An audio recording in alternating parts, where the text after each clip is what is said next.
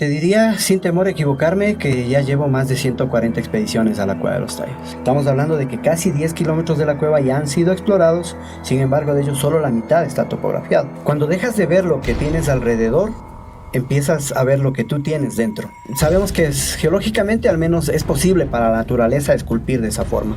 Sin embargo de ello, a través de los tiempos, sí se puede ver que ha habido mano humana que pues, o no humana, no sabemos, ¿no?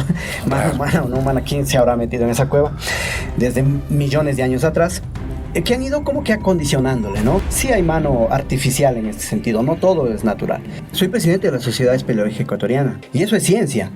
Pero cuando llega a un punto en el que tú no puedes explicar con ciencia diferentes sucesos, pues ahí es cuando se te mueve el piso y tú te quedas y dices, oh, ¿y ahora qué? ¿Cómo explico eso, no? Y eso me ha ocurrido en contadas ocasiones. Ellos se dan cuenta de que es un mundo intraterreno. Es un mundo intraterreno. Pero a través de estos años nos han ocurrido algunas cosas en las cuales la verdad he preferido no buscarle explicación. Hemos visto ciertas lucecitas. Te las voy a grafizar así más o menos, ¿no? Aparecen así, primero en especie de una como rombo. Ajá. Luego se ponen así como cuadradas y van adoptando esa forma y se van desplazando. De pronto abrimos nuestros ojos y empezamos a ver una luz por ahí. Después eran 2 luces, 3 luces y se empiezan a mover por el medio de nosotros. Y uno empieza a ver así y quedas viendo al de enfrente a ver si también está viendo así anonadado y se empiezan a mover por ahí. Y son instantes en los que no te da tiempo ni siquiera de sacar un celular para decir voy a filmar, voy a documentar, porque el momento que lo haces y a la luz del celular, ¡pum!, desapareció. No tendría yo un nombre para decirlos. Algunas veces incluso jugando en mi cabeza yo decía, no, son luciérnagas. Algunas veces lo dije así como entrando en negación, ¿no? Como digo, confrontando con mi parte científica y tratando de darle un argumento como para explicarlo con ciencia y digo, no, son luciérnagas. Hasta alguna ocasión que sí, la vi aquí frente a mis ojos y no era una luciérnaga. Nos ha pasado, a ver, una vez fue con un grupo de masones. Coincidió que no era que ellos se agruparon y dijeron, nos vamos a ir los 13 masones a esta expedición. No, uno era de Cuenca, otro era dos eran de Colombia, uno era de Guayaquil. Y todos confluyeron ahí. Y cuando llegaron ahí, sí, yo soy masón, yo también soy masón. Y ¿Todos eran? Todos eran masones. Entonces yo me quedé loco, dije, yo no soy masón. Yo no soy masón. Entonces me quedé lo que dijo, uy, sí, a veces da ese poquito uno como guía, dice, ¿y ahora cómo manejo este grupo? Pues no. Y le digo, José, digo, ¿qué buscas ahí? Me regresa a ver así, dice, ¿no la viste? Me dice. Digo, ¿ver qué? Le digo, yo se van para ver qué, es que me decía él, ¿no? Dice, ¿ver qué? Dice, la luz, dice, aquí se metió. Digo, ¿qué luz? Dice, esa luz, dice, ahí estaba, dice, y movió la roca para verla. Pero ya no estaba nada. Conversando con Rafael Calderón, él me aseguraba una vez en la catedral haber tenido contacto con estos seres. Pues sobre la cabeza de cada uno de ellos se posó una esfera de luz. Él dijo esfera, pero yo las luces que he visto han sido así como te menciono, ¿no? Tipo rombo, se hacen cuadrado y van formando así, como que geométricamente. Y decía que de pronto él empezó a hablar, todos empezaron a hablar con estos seres, pero que se miraban cada uno de ellos y nadie abría la boca. Entonces decía que entabló comunicación con estos seres y que ellos se ofrecieron a mostrarles del mundo intraterreno y que ellos sintieron que fueron elevados al techo de la galería esta que te digo, la de los tallos, y que ellos veían sus cuerpos abajo, sin embargo ellos estaban desde arriba viendo. ¿Todos dijeron lo mismo? Todos dijeron lo mismo. Prendí la luz y él estaba pero blanco, papel, el rostro, la piel, papel. Y me dice, Oscar, sácame de aquí. Digo, pero hermano, ¿cómo te vas a sacar de aquí? Ya mañana nos vamos, era la segunda noche. Ya mañana nos vamos, tranquilo. Dice, no, sácame de aquí, me quieres llevar. Sácame de aquí, me quieres llevar. Digo, ¿te quieres llevar quién? Yo que lo cojo así, él tenía acá en la espalda, tenía unas marcas de como que alguien la había jalado. Y pasó 3 veces.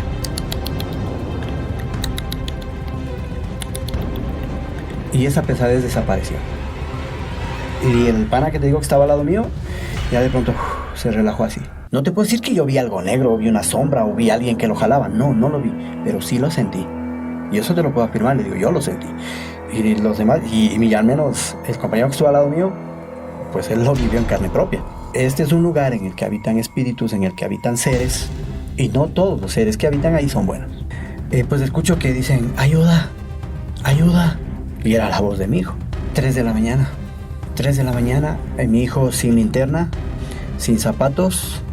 Y digo, ¿y hasta acá caminaste, hijo, y sin luz? Le pregunté yo.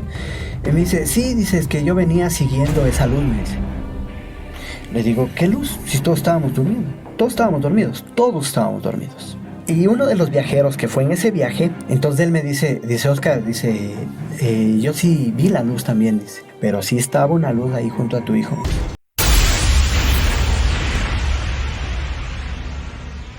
Bienvenido, Oscar. Qué gusto tenerte aquí. Mi hermano, mucho gusto.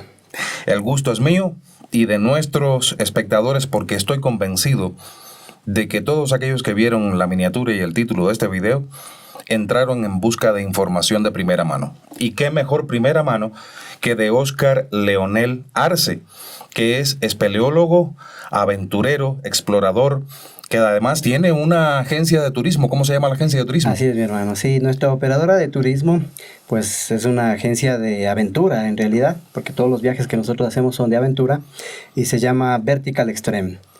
Así es, mi hermano. Y con eso hemos tratado de mostrar a nuestros viajeros, llamamos viajeros más que turistas, porque vienen en busca de experiencias, y pues eso es lo que queremos darles nosotros, una experiencia en cada uno de nuestros viajes, a lugares icónicos y tal vez no muy conocidos de mi Ecuador. Estupendo. Pero además, Oscar es presidente de la Sociedad Espeleológica Ecuatoriana.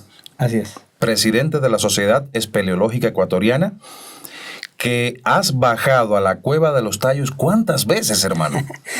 Bueno, en realidad, ya desde hace algún tiempo atrás dejé de contarlas, ¿no? De registrarlas. Pero te diría, sin temor a equivocarme, que ya llevo más de 140 expediciones a la Cueva de los Tallos. 140, más de 140 expediciones. Puede ser unas 142, 144, por ahí estaremos en el número, pero ya pasamos las 140. Así es. Impresionante. ¿Y sí, qué no puede haber ocurrido durante esa cantidad de visitas a ese lugar, guiando a múltiples personas que quieren vivir esa experiencia? Ya uno se va poniendo un poco viejo y dice, bueno, yo tengo deseos de entrar, pero ¿y si me pasa algo, se me parte un hueso? ¿Cómo es esa experiencia en la Cueva de los Tallos? Sí, mi hermano. Bueno, como bien lo mencionas, llevo ya alrededor de 12 años explorando la Cueva de los Tallos. Esta pasión por lo desconocido, por el explorar lugares en los que muy pocas personas o a veces nadie se ha metido a pisar, digámoslo así, pues nos ha llevado a múltiples expediciones. Hace años atrás, más o menos 2012, yo había escuchado ya de la Cueva de los Tallos, como muchos de nuestros televidentes, de nuestros seguidores, pues escuchan y dicen y se apasionan por este lugar, ¿no? Así mismo yo alrededor del 2012 había escuchado ya de la Cueva de los Tallos, y en ese entonces era mucho más difícil explorarla, el llegar era ya difícil. Entonces fui buscando la forma de hacerlo, ¿no? Y apasionándome con toda la historia que viene detrás, porque no es solo el explorar un hueco en medio de la Amazonía, sino el de documentar, de investigar, leer, ir a fuentes oficiales y ir desarrollando toda esta trama que es la Cueva de los Tallos. Y pues te va apasionando, te va envolviendo hasta tal punto de que yo a lo mejor pensé llegar a la cueva, sacarme ese clavo, como decimos de alguna forma, explorarla 1 o 2 veces quizá, pero a través de todo este tiempo la cueva se ha ido volviendo parte de mi vida en realidad. Al punto de que ahora es prácticamente un propósito de vida. No es solamente llevar viajeros a que la conozcan, que a nosotros nos mueve mucho, porque es mostrarles lo que nosotros sentimos cuando la exploramos, mostrarles esa necesidad de estar dentro de este sistema de cavernas y de que ellos sientan lo que nosotros vivimos cada vez que exploramos, sino también el ya intentar protegerla, ¿no? Porque en el transcurso de todos estos años, llevando inicialmente documentalistas, después incluso personal militar que hacía cursos de preparación para rescate, después gente que quería hacer cine, Discovery Channel vino Nat Geo, se ha hecho con documentalistas ecuatorianos también algunos documentales en los cuales nosotros hemos apoyado. Entonces fue avanzando mucho más hasta cuando que en el 2016, pues por gestión del Ministerio de Turismo, pues pudimos llevar también al ministro de Turismo de esa época. Y desde ahí se abrió al turismo grandemente. Te puedo decir que si antes teníamos 2 a 3 expediciones al año, actualmente estamos teniendo alrededor de 16, 18 expediciones al año. Algunas turísticas y una que otra sí con fines científicos, a veces universidades, gente que quiera hacer ciencia, ¿no? O documentar algo de su propia vivencia, ¿no? Entonces, sí, pues ahora ya no somos solo nosotros, ahora hay otros operadores, hay otros guías, los mismos shuar que están llevando gente a la cueva, y pues eso ya se va multiplicando, y eso nos lleva a otra parte de nuestra responsabilidad al haber iniciado en este caso esta exploración, ¿no? De enfocarla a otros ámbitos como la conservación, como el concienciar a esta gente de que el estar en un lugar sagrado para los shuar o para algunas culturas ancestrales, la necesidad de protegerlo también, ¿no? Claro. El que vaya más gente no siempre significa mejoras, no siempre significa un progreso, a veces significa un retroceso, y eso es lo que estamos ahora bastante empeñados en tratar de educar a nuestros viajeros para que cuando visiten la cueva pues lo hagan de una forma consciente, lo hagan de una forma responsable, y que esto permita que este sistema de cavernas permanezca igual de como la hemos encontrado nosotros, ¿no? O a su vez de que pues este legado, incluso hasta un cierto punto esta tradición oral que nuestros shuar nos vienen contando desde años hasta ahora, pues se mantenga y se promulgue, ¿no? Claro. Entonces han ido cambiando fines y, como tú bien decías, experiencias que nos han pasado, nos han visitado cantidad de gente, muchos con fines espirituales, otros con fines de encontrarse a sí mismos en realidad, de afrontar sus miedos. Uh-huh. En la cueva vas a encontrar un sinnúmero de miedos, como nos decía una de nuestras viajeras, dice que ella ya sabía que tenía 2 o 3 miedos, ¿no? Pero que al llegar a la cueva descubrió que tenía muchos más, incluso que los 3 que tenía pues los podía superar y vencer. Y hay gente que llega así justamente con temor a la oscuridad, tú lo manifestabas, a veces que uno por edad cree tal vez no poder lograrlo, y cuando lo logra se da cuenta de que, o sea, esta cueva es mágica. A cada uno de nosotros nos da lo que vamos buscando. Que si yo voy buscando aventura, pues vas a tener aventura de un sinnúmero, porque atraviesas ríos, la selva amazónica, rapelas por una cuerda de 10, de 11 milímetros a un sistema de cavernas desconocido y tienes que salir. ¿Cuánto bajas? El rapel es de 60 metros en vertical, ¿no? Desde las cabeceras que nosotros tenemos instalados, de 60 metros vertical, el primer rapel. Luego tenemos otro rapel de unos 7 metros, y de ahí son destrepes, desescaladas hasta el área en la que acampamos. Pero de ahí para allá hay otros destrepes, otros rapeles pequeños de 5, 10, 15, 25 metros dentro de la cueva, que al menos de lo que está topografiado, y es lo que nosotros llevamos a los viajeros, es alrededor de 4.9 kilómetros. Sin embargo, de ello, ya desde años atrás hemos logrado pasar lo que era prácticamente el tope de la topografía, el final del mapa. Hemos logrado pasar, y después de eso hay 4.5 kilómetros más todavía. Estamos hablando de que casi 10 kilómetros de la cueva ya han sido explorados, sin embargo de ellos solo la mitad está topografiado, y la otra mitad todavía no existe una topografía. Así la hayamos explorado, todavía no existe algo documentado sobre ¿no? ¿Y sigue de ahí para allá? Sigue todavía. Lo que pasa es que ya los pasajes se vuelven un poquito más estrechos, más inundados por la cantidad de agua que confluye, y ahí todo el agua que ingresa a la superficie llega a confluir en esto que se lo llama el sumidero. Y pues no hemos logrado todavía encontrar lo que se conoce espeleológicamente la surgencia, que es en donde toda el agua subterránea pues busca salir a la superficie, ¿no? Eso es lo que todavía no hemos encontrado. La salida horizontal, o la salida en la que toda esa agua, que es la que forma, que es el arquitecto de la cueva, logra salir a la superficie de la tierra en este caso. Porque me estás hablando de una profundidad de ¿cuántos metros en esa zona?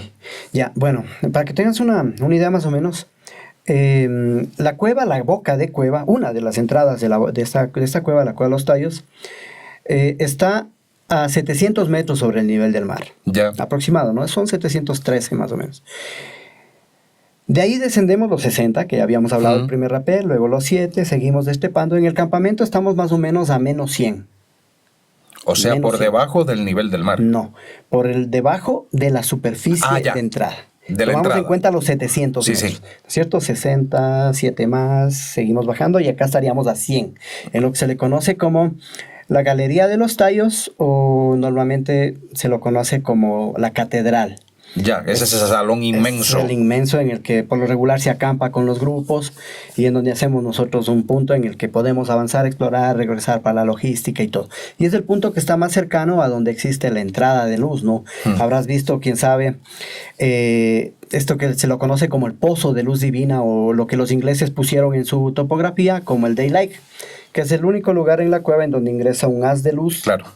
Como que si fuese la anunciación de la Virgen, como que si fuese el elegido, una abducción ahí, ¿no? Sí. Que en determinadas horas y con ciertas características del sol y del ambiente externo, pues entra un haz de luz que, bueno, ya te iré contando algunas anécdotas con ello y ocasiona este efecto lumínico que es fantástico, es fantástico. Claro.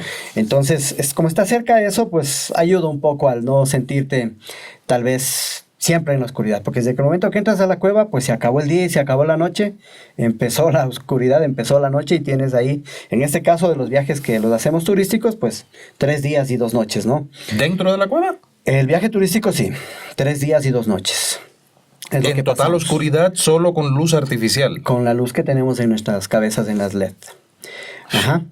Sí, es encontrarse con uno mismo. Hay una frase que a mí me gusta mucho, que dice que cuando dejas de ver lo que tienes alrededor, empiezas a ver lo que tú tienes dentro. Claro. Y en realidad que ocurre así. Muchas veces cuando con los grupos hacemos algo de espiritualidad o de compartir, nuestros viajes no son nada rígidos, ¿no? Claro que tenemos algo que hay que cumplir y todo, pero si en el transcurso tú estás en un lugar que te pareció majestuoso y dices, ¿sabes qué? Yo quiero compartir aquí una meditación o quiero compartir algo con ustedes, pues paramos, compartimos todos y es nutrirse de toda la gente que viene a este viaje, como digo, buscando lo que cada uno quiere buscar, ¿no? Y todas esas experiencias nos han llevado a experiencias geniales con cada una de las personas que viene, porque cada persona viene y aporta a todo este sistema con su conocimiento, con su espiritualidad, a veces con sus miedos también, otros con sus fortalezas, y eso es lo que hace que este viaje sea fantástico. Me lo imagino. Oscar, ya mencionaste los 60 metros de bajada por ese agujero que se ve. La chimenea se conoce. La chimenea. Inmediatamente después está la catedral. Sí, bajando hasta los destrepes que te había... Bueno, inmediatamente después tienes el arco de Morris, o lo que se conoce como el dintel de Morris, ¿no? Claro. Que es uno de los responsables de que la cueva se haya difundido mundialmente por el libro del oro de los dioses de Erich von Däniken. Claro. Entonces, ese es el dintel, ¿no? El que para muchos no existe. Eso que parece artificial. Exacto. Realmente. Los cortes son rectos, son ángulos rectos, y las rocas están tan superpuestas y lisas que sí lleva a pensar de que no, ¿quién cargó estos bloques de roca acá? No pudieron ser naturales. Sin embargo, de ellos sí hemos hecho estudios tanto con la ESPE, con los geólogos de la ESPE, con cartógrafos también de la ESPE. Y pues sabemos que geológicamente al menos es posible para la naturaleza esculpir de esa forma. Sin embargo, de ello, a través de los tiempos, sí se puede ver que ha habido mano humana que pues, o no humana, no sabemos, ¿no? Mano humana o no humana, ¿quién se habrá metido en esa cueva? Desde millones de años atrás, que han ido como que acondicionándole, ¿no? Eso debe haber sido mucho más estrecho, suficiente para que pase el agua, aunque el agua se abre paso por todo lado. Sin embargo, para poder adaptarlo a que la gente pueda entrar mejor, se ve que hay rocas retiradas por algún lado y todo. Entonces, sí hay mano artificial en este sentido. No todo es natural. A través de los años ha habido mano artificial. Los Shuar llevan entrando a la cueva, híjole, ¿qué te diría? Desde N años, porque cuando nos cuentan ellos, mi abuelo, que el abuelo le contó de su abuelo y todo, eso es una tradición oral, ¿no? Pero de lo que sabemos desde hace miles de años de atrás, cuando los Shuar se asentaron en esta zona de la Amazonía, pues hubo tiempos en los que ellos pasaban mucha hambre, ¿no? Entonces, dentro de sus leyendas existe la leyenda de Nunqui, que es la descubridora de la cueva. Es una mujer que, producto de una traición a su esposo, fue desterrada para no ser cortada la cabeza y muerta por su propio padre, pues vagó en la selva en busca de alimento y agua y llegó a esta quebrada que es la que forma la cueva, ¿no? Entonces cuando llegó por tomar agua y todo, encontró la entrada de la cueva llena de pájaros. lo que le dan el nombre a esta cueva, Los que tallos. es el Estiatornis caripensis, que en Ecuador es conocido como tallo. Venezuela, en Colombia, la región esta del Caribe, pues se lo conoce como guácharos, ¿no? Y lo de Caripe, justamente por eso es que es Estiatornis caripensis, ¿no? Y pues vio estos pájaros grandes, voluminosos, porque se alimentan de frutos de palma, de la chonta, del copal, del morete, frutos ricos en grasa vegetal, pues crecen grande, grande, grande. Y pues fue llevando la tradición de los shuares así, para que te perdonen, para que te disculpen. Tú tienes que mostrar algo, tienes que descubrir algo, y ella llevó a su papá, a su madre, indicándole el pájaro, y le perdonaron a ella, ¿no? Y desde ese entonces se creó una tradición que obligó a los shuar prácticamente a empezar a explorar esta cueva, que es la cosecha anual de tallos. Entonces, por marzo, abril más o menos, ellos, estos meses, se organizan por familias y bajan a la cueva. Bajaban desde tiempos ancestrales a la cueva para cosechar, en teoría, ¿no? Cosechar, porque, como les sé decir yo, a veces cuando les bromeo, les digo, pero ¿y cuándo sembraste, mi hermano? Claro. No, pues no lo sembraba. Es una cacería, en realidad. Y ellos cazan sus bebés, porque son los más grandes. Las mamás les alimentan y los bebés crecen grandemente, porque como nacen sin plumas, necesitan protegerse de esa grasa vegetal. Entonces los shuar, cuando suben a sus nidos, apoyados de unas cañas guadúas, pues encuentran al bebé grande y a la mamá más pequeña, entonces cogen al más grande. Y que ya casi está listo para la olla, porque ya sin plumas. Entonces, llevó a esa tradición, ¿no? Ellos bajaban por escaleras hechas de bejucos y a pulso en esos entonces, ¿no? Y ellos ya exploraban la cueva con antorchas, nada de lámparas LED como nosotros ahora, y la tecnología que tenemos, cuerdas, descendedores, seguridades y un sinnúmero de cosas. Ellos bajaban por lianas, por bejucos, escaleras, y exploraban con antorchas. Hasta que se les acaba la antorcha, salían con sus aves. Y cuentan ya ellos que desde hace miles de años atrás, pues existía gran cantidad de aves ahí, desde la entrada, que era solamente de coger. A medida que ellos también fueron cazándoles y amenazándoles, las aves fueron introduciéndose más y más y buscando nidos para evitarnos. Pero ahora con lo del turismo, ya ves, cada vez somos más viajeros allá adentro. Y ahora, aunque no las casemos, pues nuestra presencia sí los alarma.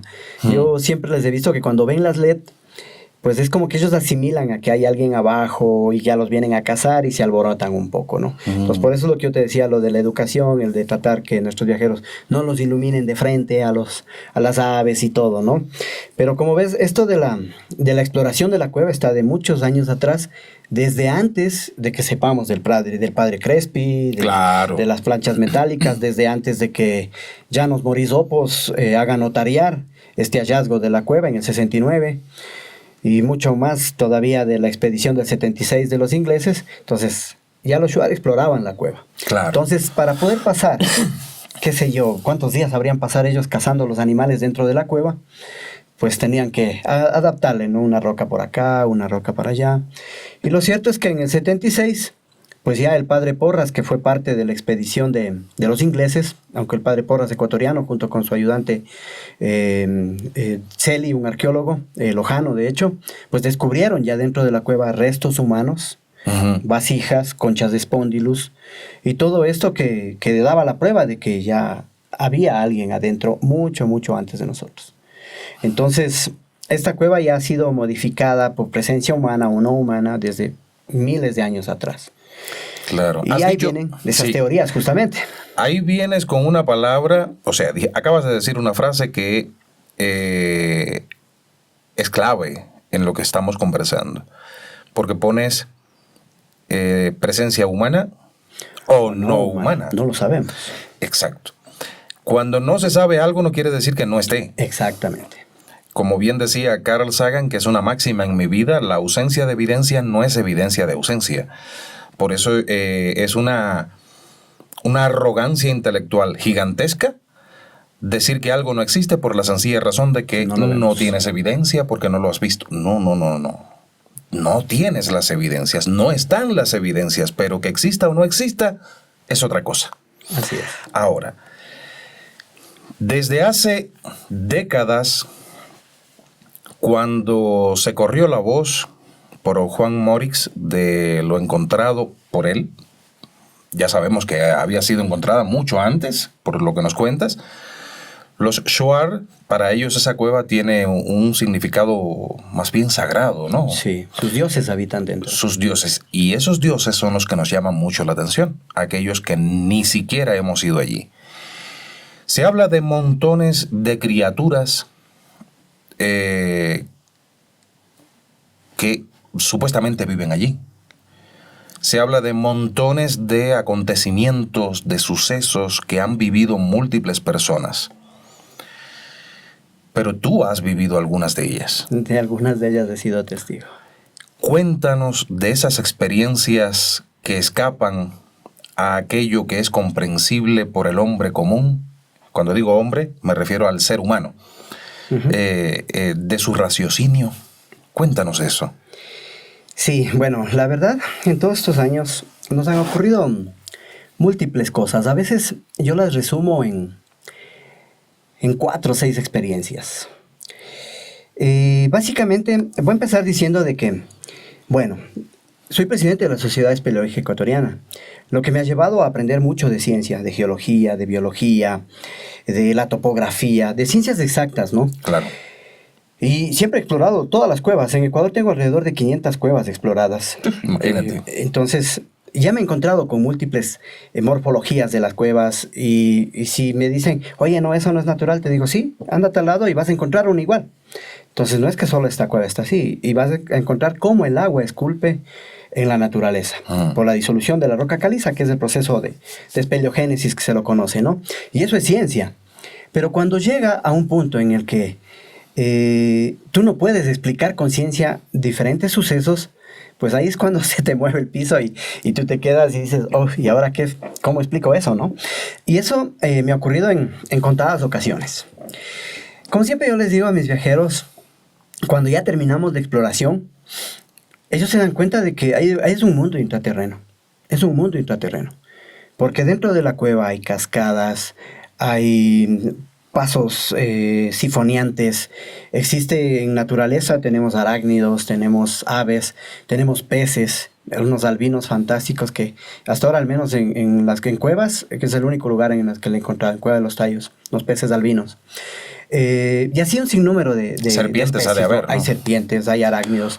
Antes había roedores, unos roedores parecidos a las cobayas, pero bastante sui generis porque no temían a los humanos. Se paseaban por tus pies, te miraban, se pavoneaban por ahí y seguían. Y ahora lastimosamente ya se extinguió o no le hemos vuelto a ver esta raza de estas ratitas, de estos roedores, ¿no? La última vez que lo vimos en el 2016 y desde ahí no la hemos vuelto a ver. Hemos tratado de datarlas incluso, pero nada. Entonces, eso como digo se explica con conciencia, ¿no? Pero a través de estos años nos han ocurrido algunas cosas en las cuales la verdad he preferido no buscarle explicación. He llegado a ese punto en el de que no romperme la cabeza tratando de buscar la explicación que es, ni con biología, ni con geología, ni con ninguna de las ciencias, sino dedicarme a disfrutarlas, a disfrutar ese momento cuando ocurre. Y dentro de ellas, a ver, tenemos 3 ocasiones especiales en las cuales hemos visto ciertas lucecitas. Te las voy a grafizar así más o menos, ¿no? Aparecen así, primero en especie de como rombo. Ajá. Luego se ponen así como cuadradas y van adoptando esa forma y se van desplazando. Son lucecitas brillantes, por decirte, medias plateaditas, medias como una LED, ¿no? Uh-huh. Aparecen de pronto ahí. Te había contado algo de que con mis grupos nos gusta no solo hacer aventura, sino también dar ese tiempo de espiritualidad, ¿no? Uh-huh. De sentir la naturaleza. De hecho, la cueva es muy energética. Yo científicamente argumentaba a que es por la presencia de minerales. Hay vetas de cuarzo, estas rocas que están milenariamente ahí adentro y estás en el centro de la Tierra, en donde existe una energía del centro de la Tierra, una energía interior, pues se siente algo que es vital. En la exploración te has dado cuenta que son como de 3 días, 2 noches, y exploras a veces 8, 10, 12 horas seguidas y no te cansas. Te da vida. El agua está constantemente oxigenando y no te falta el aire. Y toda esa energía que hay en los minerales de la roca, la verdad que te ayuda energéticamente y casi no te cansas. He tenido gente de hasta 81 años de edad explorando la cueva y se sienten como un jovencito ellos recorriendo todos los pasos que son bastante complicados dentro de la cueva. Entonces, energéticamente es fatal. Y yo, como le había dicho, es por esta estos minerales, ¿no?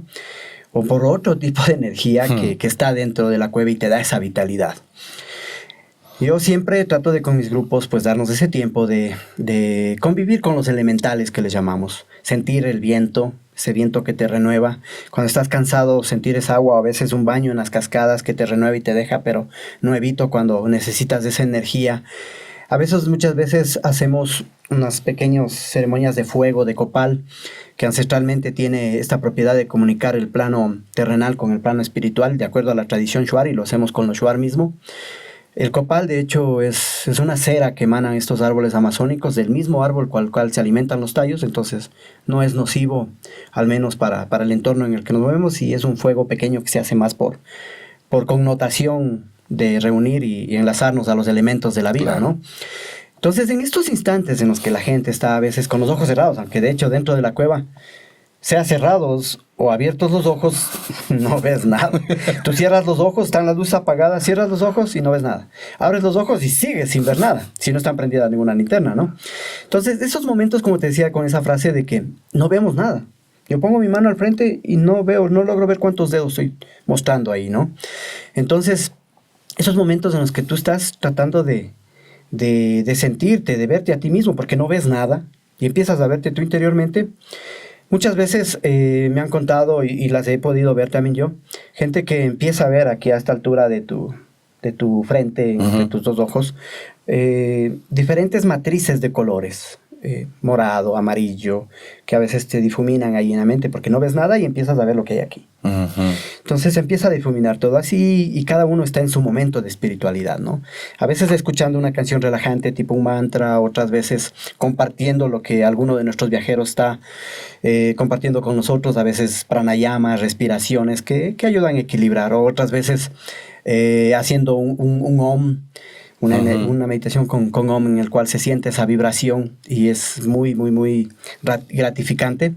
Y en esos instantes, al menos en 4 veces, no sé a qué atribuirle, porque hemos hecho con algunos grupos, pero solamente en estas 4 veces han ocurrido cosas especiales.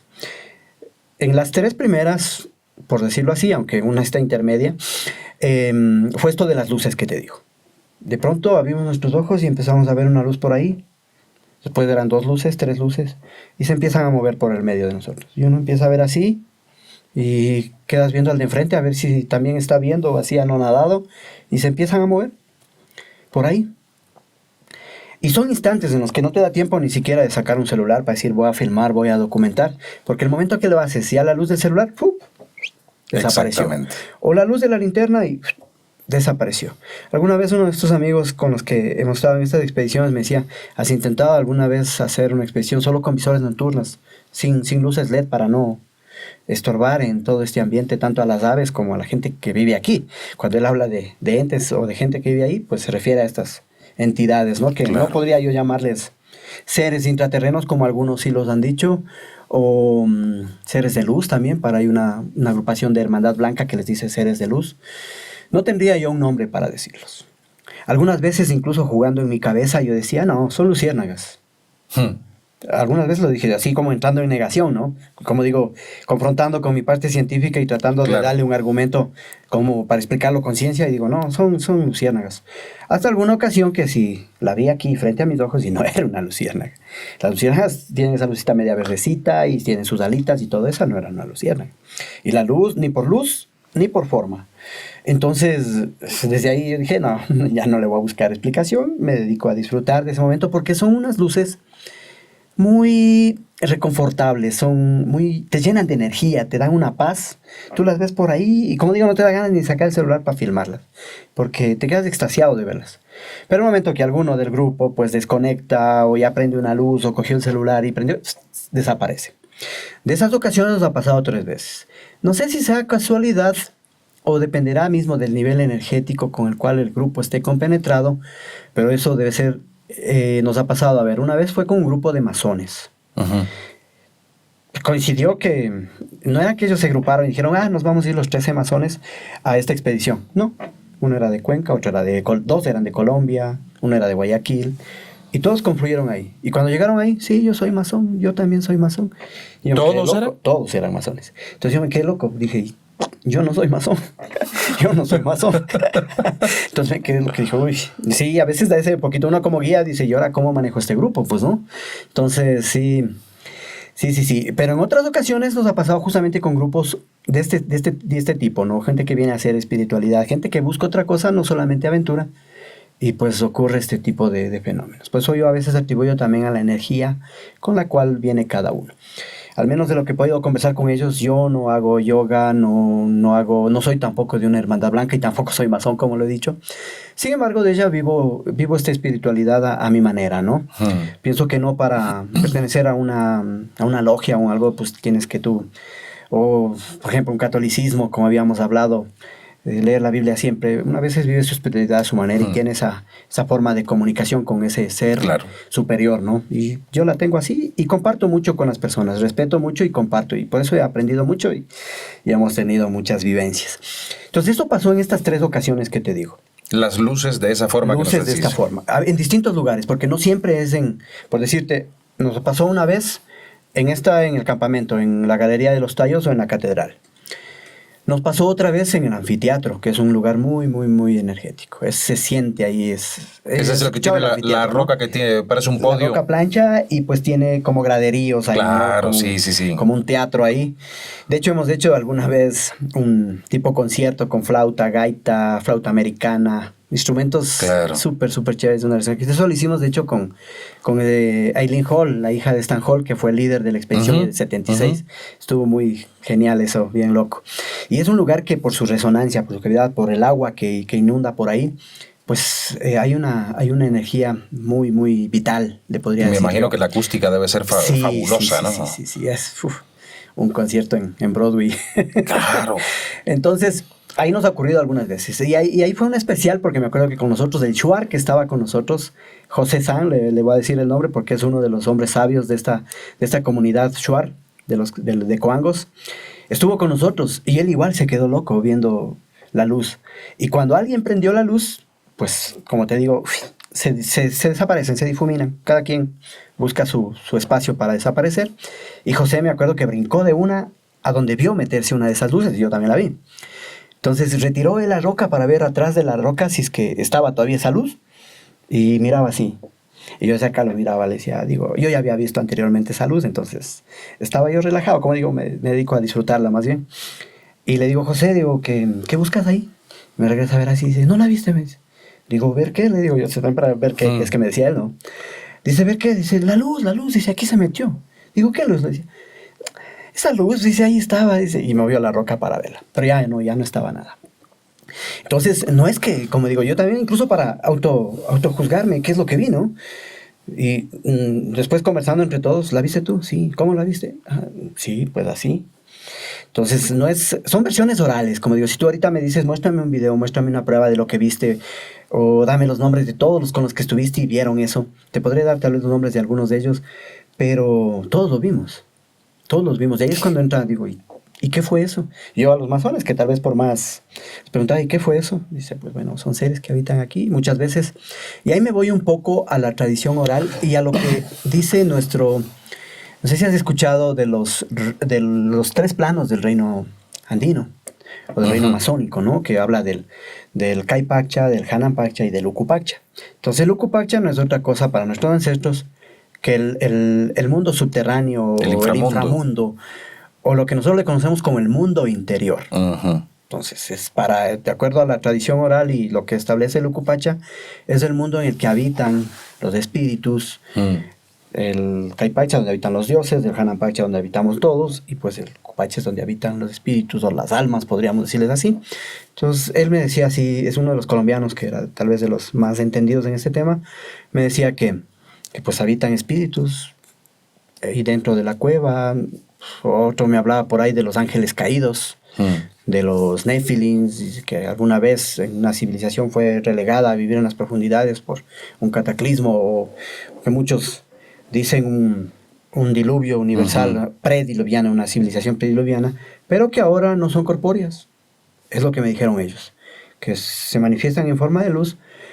Y eso me traía a colación una vez que yo platicaba con Rafael Calderón, es uno de los líderes de esta hermandad blanca, grupo Ranma, No sé si has escuchado tal vez He del grupo escuchado. Ranma. Entonces, conversando con Rafael Calderón, él me aseguraba una vez en la catedral haber tenido contacto con estos seres. Decía que así mismo en un círculo meditando, pues sobre la cabeza de cada uno de ellos se posó una esfera de luz. Él dijo esfera, pero yo las luces que he visto han sido así como te menciono, ¿no? Tipo rombo, se hacen cuadrado y van formando así, como que geométricamente.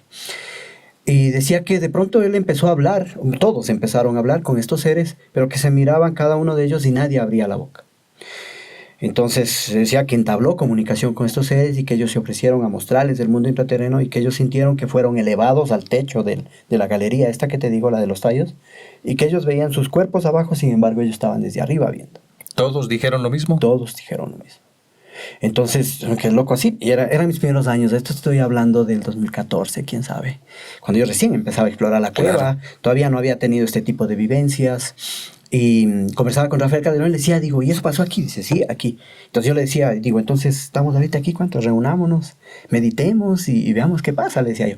Y él se me reía así, y después le di la razón, ¿no? Se me reía y me decía, dice, Oscar, no es así de sencilla la cosa. Dice, necesitas preparación, tienes que ir abriendo tu mente, también tu cuerpo, tu espíritu, tu alma, para que puedas entender algunas cosas. Y algunas tal vez no las logres entender, pero vas a poder ir abriendo eso. Entonces entendí yo que hay personas que tienen un nivel tal vez de conocimiento, de preparación o de vibración, como muchas veces lo dicen ellos, y logran captar cosas que a veces nosotros no las captamos, o las personas comunes y silvestres, porque yo me identifico así. Tal vez, no, como digo, no pertenezco a ninguno de estos grupos, no he tenido esa facultad de poder ser tan sensitivo como ellos, pero he podido estar en la cueva con muchas personas que sí les ha pasado múltiples cosas y que han visto lo que yo he visto. Te voy a contar una situación especial que pasó, tal vez un poco antagónica a esto de ver esas luces que te dan paz, ¿no? Con uno de los grupos, de hecho, es un grupo que vino del Guayas, todos eran del Guayas. Ese sí lo organizamos con gente solo del Guayas. Vino el grupo a la Cueva de los Tallos y los chicos súper dinámicos, jóvenes la mayoría. Y exploramos, disfrutamos y todo, ¿no? Y al momento que hicimos esta parte de la espiritualidad, había algunas de las chicas que hacían yoga y ellas se ofrecieron a llevar la meditación. Yo, como digo, les doy siempre esa apertura de que la gente que quiere compartir con el grupo, pues lo haga. Es lindo recibir ese detalle, ¿no? Entonces, en lo que estábamos en la meditación, uno de los chicos que estaba del lado mío, lado izquierdo mío, de hecho, se empezó a poner un poco tenso. Yo le sentí que estaba así, inquieto, mientras meditábamos, y a veces no podía concentrarme porque le sentía que estaba así, un poco inquieto. Y aunque no soy muy sensitivo, sí sentí un airecito pesado ese momento en la cueva. Así un friecito así, pesadito, como cuando a veces entras en un cementerio, así, no sé si alguna vez has Una estado... energía densa. Eso. Empecé a sentir una pesadez así, yo también me puse inquieto, y el chico que estaba al lado mío, de pronto me cogió del casco. Y me dijo, Oscar, prende la luz. Y me empezó a coger así. Y mi linterna tiene un sistema de encendido diferente al normal, que es de aplastar. Este es necesario tenerlo unos 2-3 segundos ahí para que se encienda, girado. Y él no lo sabía. Entonces intentaba prender la linterna y no podía. Y me tenía a mí a malas. Y empezó a gritar ya fuerte. Cosa que los demás, gente del Guayas, saben que no tienen problema. Ellos dicen, oye, ya cállate, que sí. Y empezaron a berrearlo a él, ¿no? Y pues no, él estaba ya bien agitado. Tanto que lo sentía así tan tenso que tuve que prender la luz. Prendí la luz y él estaba pero blanco. Papel. El rostro, la piel, papel. Estaba en short, en chancletas, en zapatillas y sin camiseta. Y blanco el man ahí. Y me dice, Oscar, sácame de aquí. Digo, pero hermano, ¿cómo te vas a sacar de aquí? Ya mañana nos vamos. Era la segunda noche. Ya mañana nos vamos, tranquilo. Dice, no, sácame de aquí. Me quieres llevar.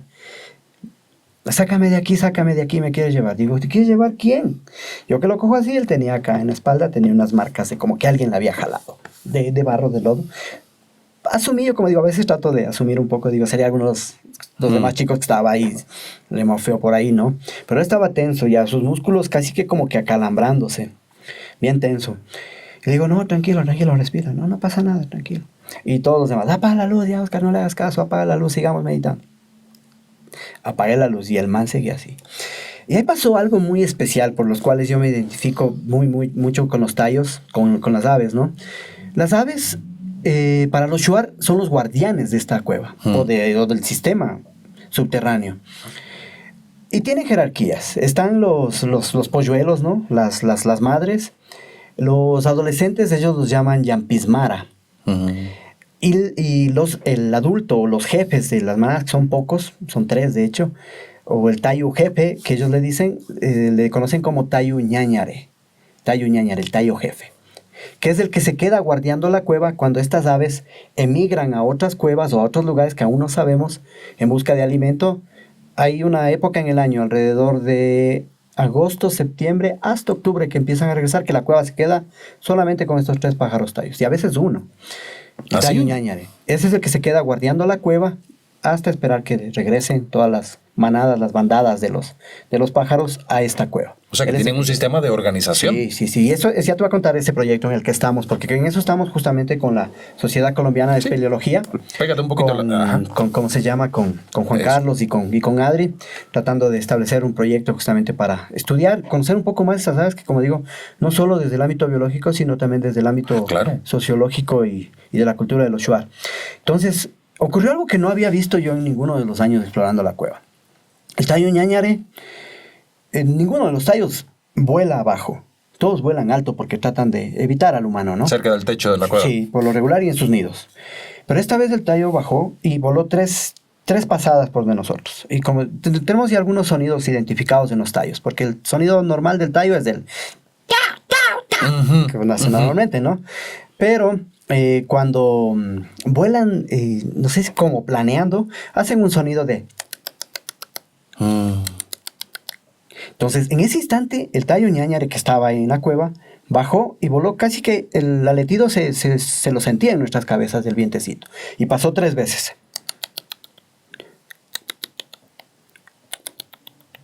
Y esa pesadez desapareció. Y el pana que te digo que estaba al lado mío, ya de pronto se relajó así. Terminamos la meditación, prendimos las luces, yo trataba de confortarlo un poco a él porque estaba bien tenso. Dije, ¿cómo va a pasar la noche aquí? Pues él sigue pensando que se lo van a llevar. Claro, estaba Él quería que se lo saquemos anoche. Digo, no te puedo sacar solo y ya nos vamos mañana. Estaba en pánico. Y yo me quedé con ese tema, ¿no? Entonces, cuando salimos de la cueva, yo volví a llamarle a este panel colombiano que te había contado que es masón.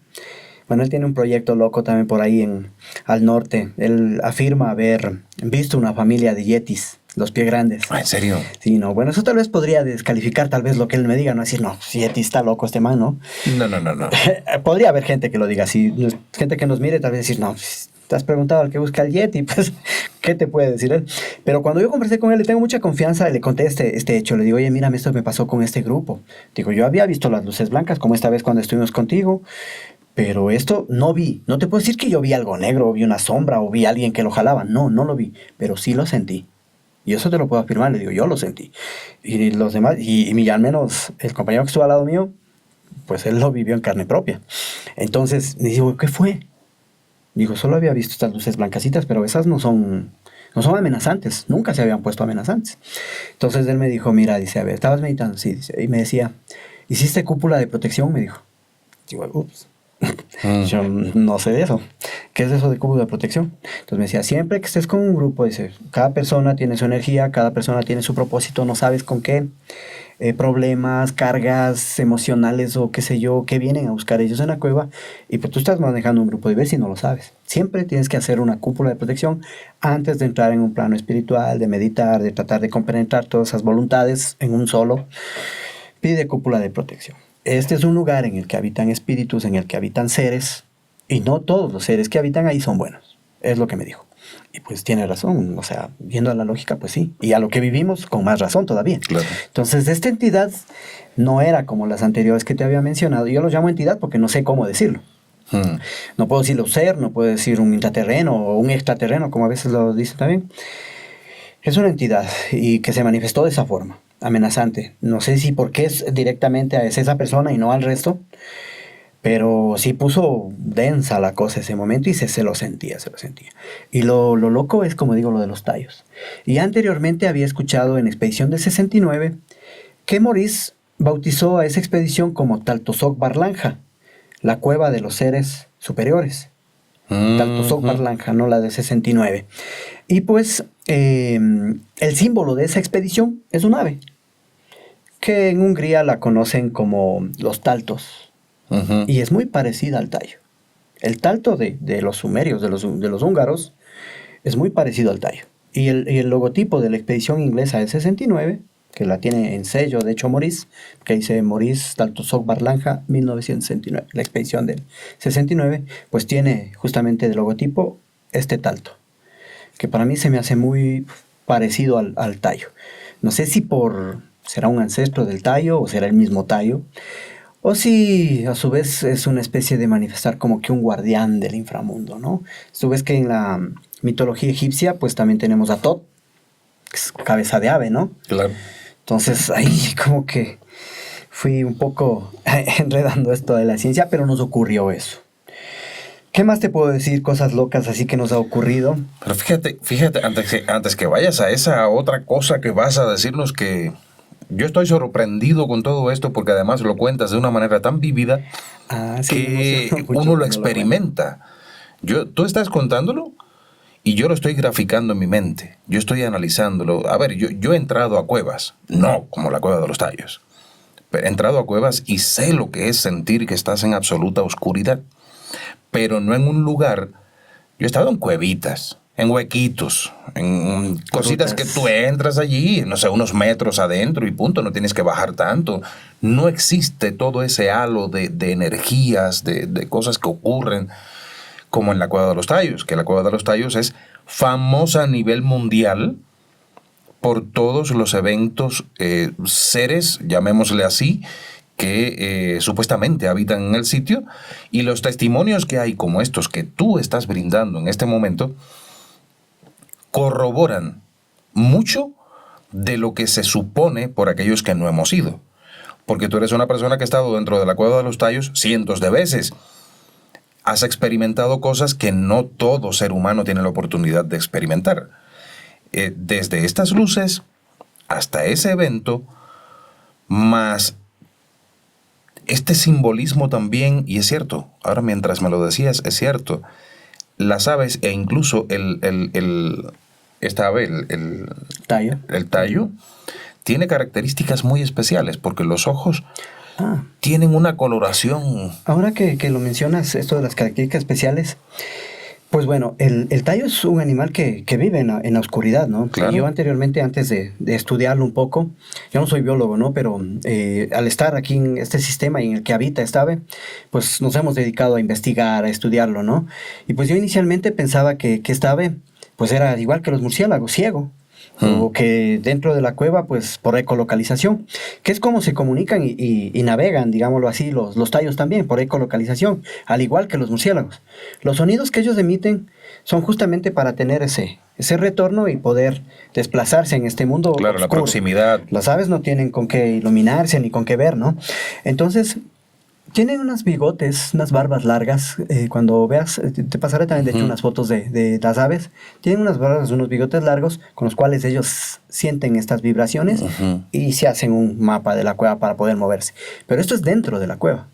Cuando ellos salen al exterior, aunque salen en la noche, pues fuera de la cueva sí pueden ver.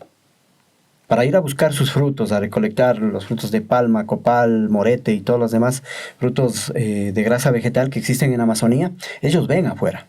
Entonces, en el exterior ellos pueden ver normal, pero en el interior es pura ecolocalización, sonidos y con lo que captan con sus... Entonces, es un ave especial en realidad. Pero fíjate qué cosa tan extraña. Si pueden ver fuera, ¿por qué prefieren vivir en la oscuridad? En la oscuridad. Tal vez, bueno, biológicamente, y eso es algo de lo de estudio que te manifestaba, ¿no? Con Adriana de Colombia, estamos justamente en un proyecto de poder estudiar un poco más a estas aves a profundidad, saber a dónde migran cuando salen los meses que te había mencionado, vuelven todos, no vuelven todos, para desde esa base, pues saber cómo empezar a protegerlos, porque te he dicho, el hecho de que haya más turistas, pues también va a empezar a amenazar este sistema de biológico y abiótico que hay en la cueva, ¿no? Entonces, claro, al menos esta ave emblemática, al menos yo he empezado un poco educando a los shuar. Sé que su tradición, su cultura dice que tienen que cosechar anualmente los tallos, pero yo les he hecho entender un poco diciéndoles que qué pasaría si se acabaran los tallos. ya no sería la cueva de los tallos, sería la cueva de las tarántulas, la cueva de los murciélagos, no sé cómo llamarlo, ¿no? Pero Claro. ya no habría tallos, ya no sería la cueva de los tallos. Exacto. Entonces han dejado ellos también de cazar ya los tallos. Si antes me decían que ellos cogían 50 aves por familia, y ahora hay bastantes familias, porque se Me reproducen imagino. mucho. Entonces ahora me han dicho al menos que solo cogen 5 por familia, o que a veces ya tratan de no cogerlos, o que ya no vienen todas las familias a cosecharlos. Entonces sí ha habido un poco de esa concienciación. Yo a veces cuando voy con ellos, y ellos comparten con el grupo con el que estamos, me da mucho gusto escucharles decir que ellos también están protegiendo, y entonces ahí es como que te llega ese Claro. airecito a decir, estamos haciendo bien las cosas cuando ya empezamos a entrar en la cabeza de las personas y sabemos que no solo explorar, destruir, y mira que para el Shuar ellos siempre han sido consumistas. Llegaron, consumieron, no, o sea, no tienen agricultura, no tienen ganadería, su fuente de siempre ha sido la caza, la pesca. Cazadores recolectores. Exacto, y la guerra. La guerra era claro. con lo que los shuares se mantenían, peleando con los achuar, peleando entre shuar mismo, entre familias. Los diablos de la selva. Ajá, los que reducían las cabezas, Claro. pues, ¿no? Y esa era su fama. Pero ahora, en realidad, al menos en la comunidad shuar, pues son nuestros asistentes de guías. Tratamos de promover su cultura, sus tradiciones, las leyendas que nos cuentan y todo, ¿no? Y compartir con ellos, porque muchas veces sí nos dan información así de primera mano, y pues es muy íntimo. Entonces, ¿qué ocurre con esto? Estas aves tienen algo especial. ¿Por qué viven adentro? Si pudieran vivir en los nidos afuera, ¿no es cierto? Que es donde está su alimento. Claro. Tal vez por la roca, la humedad, la oscuridad, por proteger a sus polluelos de las amenazas del exterior, o habrá otros fines. Pero como te digo, animal, en toda Sudamérica, solo en Ecuador, conocidas, tenemos 10 cuevas de los tallos. Solo en Ecuador. 10 cuevas en las que habitan tallos. ¿Cercanas unas de otras? Básicamente en la cordillera, ¿no? Tenemos... La cordillera del Cóndor. Sí, tenemos, bueno, todos los Andes también, porque tenemos desde el norte, existe, se llama el encañonado de los tallos, ¿sí? Ahí en Puéllaro, no sé, Puéllaro está aquí Sí, muy cerca claro. de Quito.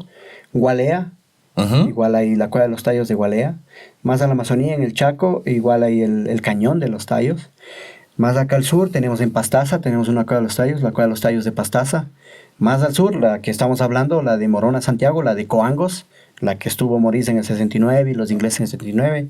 Y últimamente Will Smith hace 2 años también.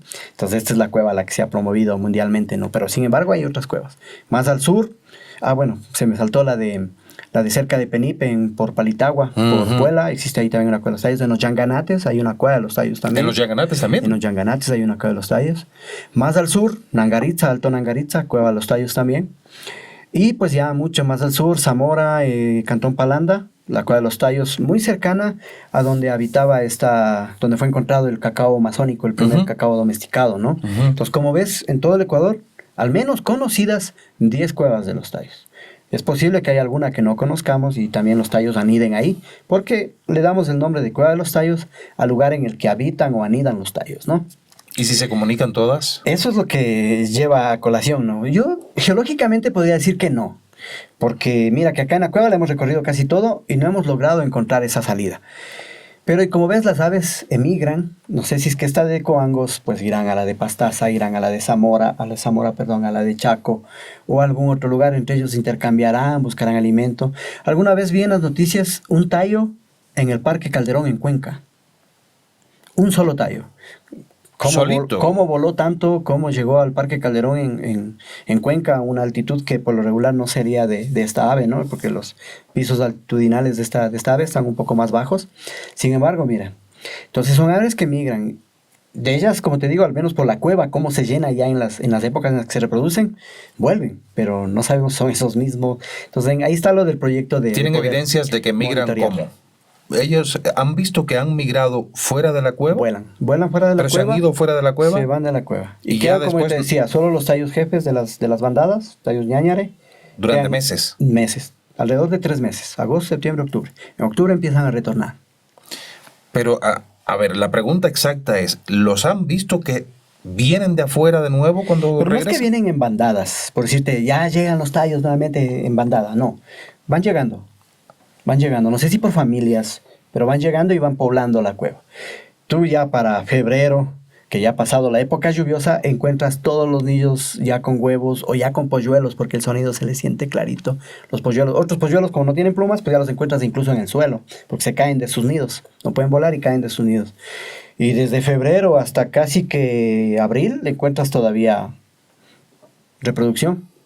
Y son las épocas en las que queremos proteger un poco, tratar de mermar un poco las visitas a las cuevas en esos, o tal vez un año ponerlo de veda o de recuperación, algo para que la cueva también se regenere, ¿no? Son ideas, son intenciones que hay que irlas viendo cómo se materializan. Yo no considero extraño que haya múltiples cuevas que tengan la presencia de los tallos. Uh-huh. Porque si son aves que gustan de vivir en las profundidades, en la oscuridad, pues se justifica.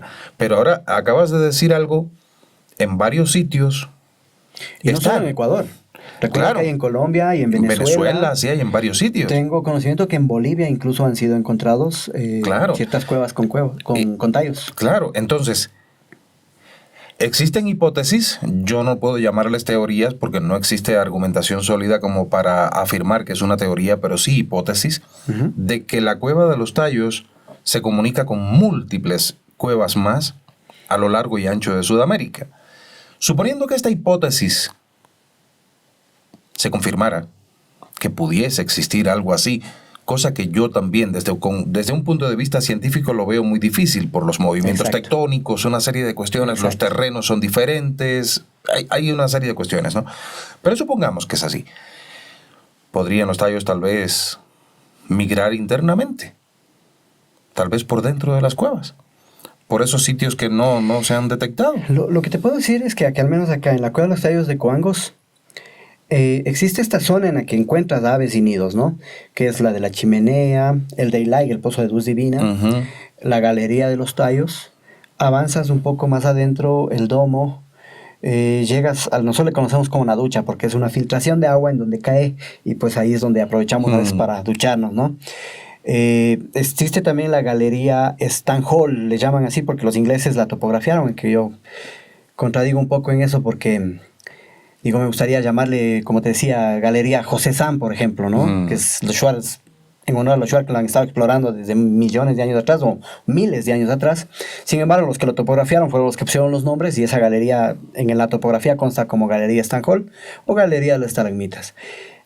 Pero hay una estalagmita también que le pusieron la de Neil Armstrong. Sí, esa no está en esa galería, está un poco más adentro, pero sí. Y de ahí hay una zona de la ducha bajando ya para la parte acuática. La cueva tiene una parte seca, por decirlo así, ¿no? Porque en invierno, bueno, igual se inunda, pero es la parte en la que la mayoría del año parece seca. Y la parte acuática, que es ya luego de que tú bajas, se lo conoce el sector, se la conoce como la Gran Calcita. Pasas la Gran Calcita y llegaste a donde confluyen alrededor de 3 ríos. Una que se llama de la Quebrada Náncupa, otra que viene desde el anfiteatro, que viene desde la entrada Comando. Ahí, como te decía, la chimenea no es la única entrada. Hay la entrada de Luga, hay la entrada Comando, hay la entrada del Daylight. Hay algunas entradas, ¿no? Y algunas de estas son alimentadas por agua. Entonces, toda esa agua confluye aquí, en la parte acuática. Entonces, toda esta agua que confluye, hasta antes de la parte acuática, es hasta donde están los tallos.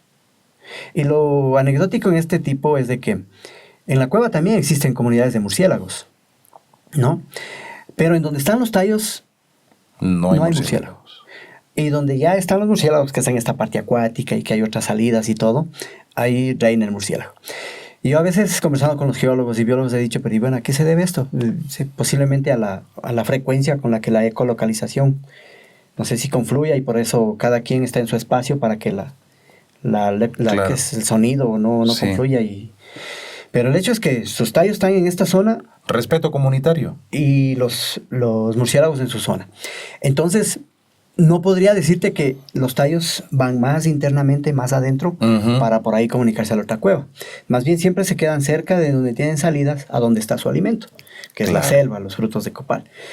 Y de ahí van inmigrando a sí mismo, familia por familia. La cueva se va despoblando poco a poco, hasta que llega un punto en el que tú te das cuenta que ya solo hay una o hasta 3 aves, lo que yo he podido identificar. Los tallos como guardianes. Como los guardianes de la cueva. Y pues de ahí van retornando igual, una familia, 2 familias, 3 familias, y van anidando, hasta, como te digo, febrero, hasta abril, más o menos. Ahora con los tiempos que estamos es complicado el decirte de tal mes a tal mes, porque a veces el invierno se adelanta, otro se alarga, otro se acorta, pero es acorde a como ellos van. Genial. Y se puebla. Genial. Y ahí con el tallo ñañare te voy a contar una situación que me pasó a mí vivencial. Solamente en 2 ocasiones hemos hecho vivencia ayahuasca dentro de la cueva. Estás en una comunidad shuar, los que reducían cabezas, obvio, los que hacían la ayahuasca, entonces es difícil negarse cuando alguien te dice, ¿y podemos hacer ayahuasca? Entonces, para uno es complejo por la seguridad, ¿no? Pero lo que hemos hecho siempre es, pues, justamente evitar, el día que hacemos ayahuasca, pues, nada de exploración. Nada de exploración, ni rapeles, ni verticales, ni cosas riesgosas, hasta que al menos tener esa vivencia, pues, ¿no? Entonces, en una de esas ocasiones, pues vino un grupo ellos autodenominaron taitas y mamas de Latinoamérica, porque, bueno, el que lideraba todo eso era un argentino, Gustavo, falleció lastimosamente este año, Gustavo Fernández. Vinieron de Colombia, Argentina, Perú, Bolivia también, Ecuador también, y habían todos eran, por decírtelo, curanderos, chamanes, aquí se los llama huichín también, ¿no?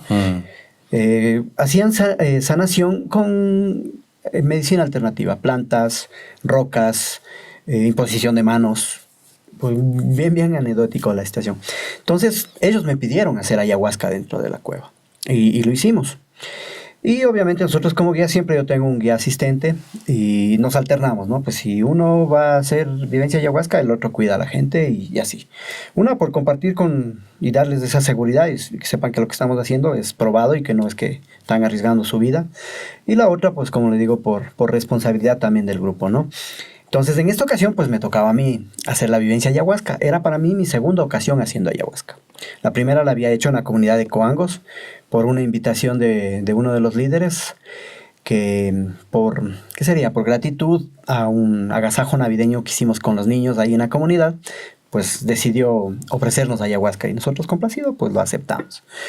Ahí tal vez yo de experiencias en Coangos no tuve mucha, fue algo bien fugaz más bien de esa vivencia ayahuasca porque como que fue una alteración de los sentidos nada más y no tuve una visión tal vez como las que he escuchado de personas que han hecho vivencia ayahuasca.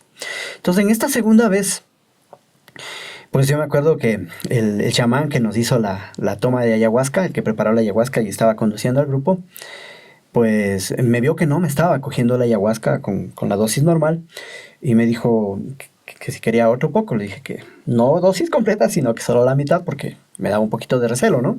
No lo había hecho en esa cantidad, entonces le dije, no, un poquito más. Y me dio un medio vaso más de ayahuasca. Lo tomé y sí, pues ahí sí ya me empezó a coger más. No sé a qué se deberá, tal vez mi peso, a qué se deberá, pero me tuvo que dar un poquito más de dosis.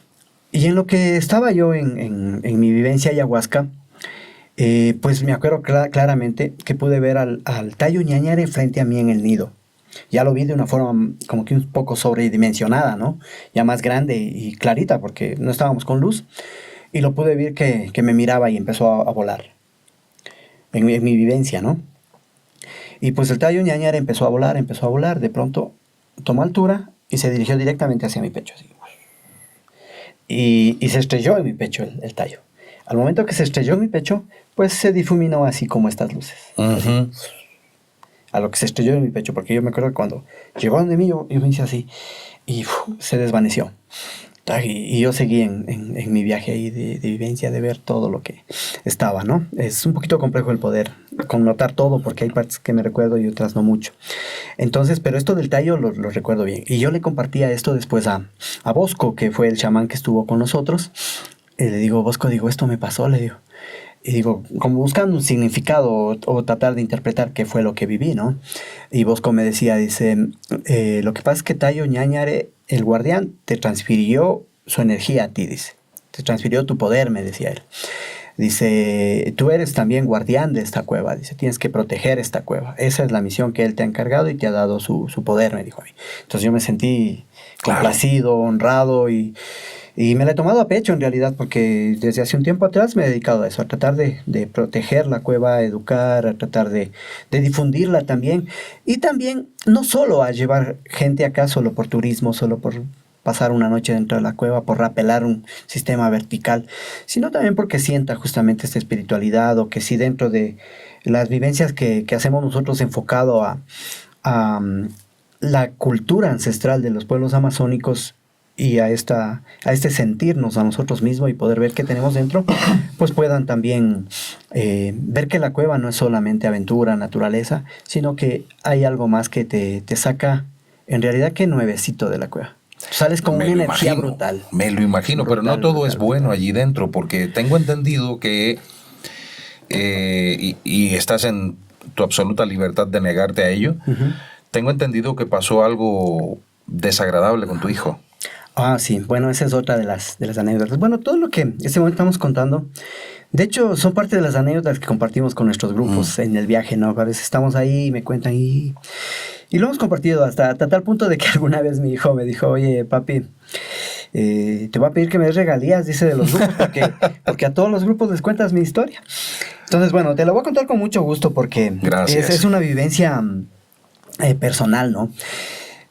Como el que más que siente a esta cueva como suya, y tantos años, como digo, la Cueva de los Tallos se ha vuelto parte de mi vida.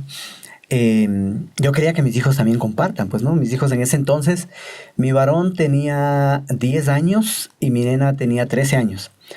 Decidí llevarlos a la Cueva de los Tallos porque ya creí que estaban en una edad en la que podían asimilar esta expedición, no solo en el ámbito físico, de aventura y de naturaleza, sino también en lo que se vive dentro, ¿no? Que imagínate, a uno como guía, siempre digo yo que el turista más difícil es llevar a tu hijo, porque a veces al turista le dices, vamos, tú puedes. Está en una parte alta, compleja, y le dices, vamos, tú puedes, le das energía para que pueda.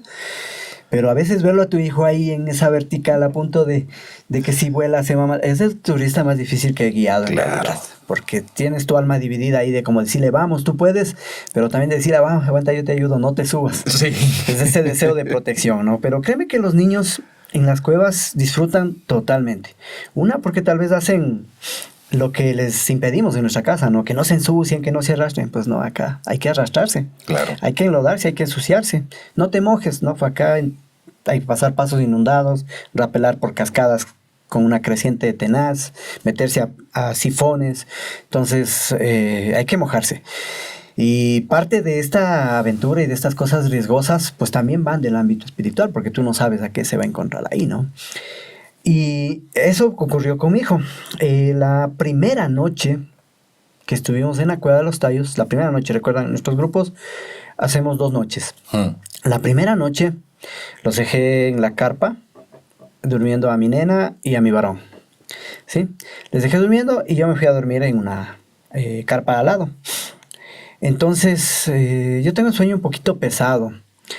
Y de pronto, bueno, en ese entonces no sabía la hora. Escucho que era en la madrugada. Escucho que cayó uno de los bidones de agua que utilizamos para recolectar agua para poder consumir dentro de la cueva, ¿no? Entonces escucho que se cae uno de los bidones, se escuchó el sonido rapidito y me desperté. Más que por el bidón de agua que sonó, aunque lo escuché, porque a renglón seguido del sonido del bidón de agua, pues escucho que dicen, ayuda, ayuda. Y era la voz de mi hijo. Sí, le identifiqué. Entonces digo, uy, ¿qué pasó? Me despierto y como escuché el bidón de agua y esto está cerca de donde tenemos un área destinada para poder preparar los alimentos, me acerqué para allá y encuentro al bidón vacío ya, caído en el suelo, y alumbro y le encuentro a mi hijo parado al lado. Estaba parado ya. Entonces le digo, ¿y qué haces aquí? Veo mi reloj, 3 de la mañana. 3 de la mañana, mi hijo sin linterna, sin zapatos, sin guantes, solo en un shortcito y con camiseta. Le vi los pies, estaban enlodados. Tenía lodo, las rodillas enlodadas porque estuvo gateando. ¿Y a qué distancia? ¿De la carpa? De la carpa habrá estado a unos 100 metros. ¿100 metros? Sí, no mucho en realidad para todo lo que había caminado. Espérate, te cuento. Entonces, yo lo encuentro así y le digo, oye, hijo, ¿qué haces así sin zapatos y tu linterna? Y me dice, ay, mi carpa. Digo, pero sin zapatos, ¿dónde fuiste? Asumí que quiso ir al baño a orinar o algo por ahí y se levantó. Y entonces dije, bueno, medio dormido se habrá levantado así. Entonces digo, vamos, te llevo a la carpa. Y yo le acerco a la carpa, cojo la toalla de él que la había dejado sobre la carpa y le empiezo a limpiar las rodillas y los pies que estaba enlodado antes de meterlo a la carpa. Y en lo que abro la carpa, no estaba el sleeping de él, solo estaba la hermana, ¿no? Génesis estaba dentro y mi hijo Aarón había salido y el sleeping de él no estaba en la carpa. Entonces le digo, oye, hijo, ¿y tú sleeping? Me queda viendo así, se mira los pies y dice, estaban en mis pies, dice. Y empezó así, cogió su casco, se puso el casco con la linterna, se puso sus zapatillas, sus crocs, sus chancletas y se fue. Y yo me quedé parado ahí. Yo asumí, digo, que está sonámbulo, está dormido, ¿qué pasó, no? Y empezó a caminar. Entonces yo le dejé que camine a ver a dónde se iba. Y caminó. Primero se fue con dirección hacia el Daylight, hacia el Pozo de Luz Divina. Hacia el Pozo de Luz Divina. Y buscaba el sleeping y no lo encontraba. Pero ya estaba bastante caminata. Luego regresó por acá, se fue como para la ducha. Y yo lo seguía nada más por ahí para que no se haga daño. Y entonces, y no encontraba. Cuando ya habíamos caminado bastantito, y pagué el sleeping ahí en el suelo.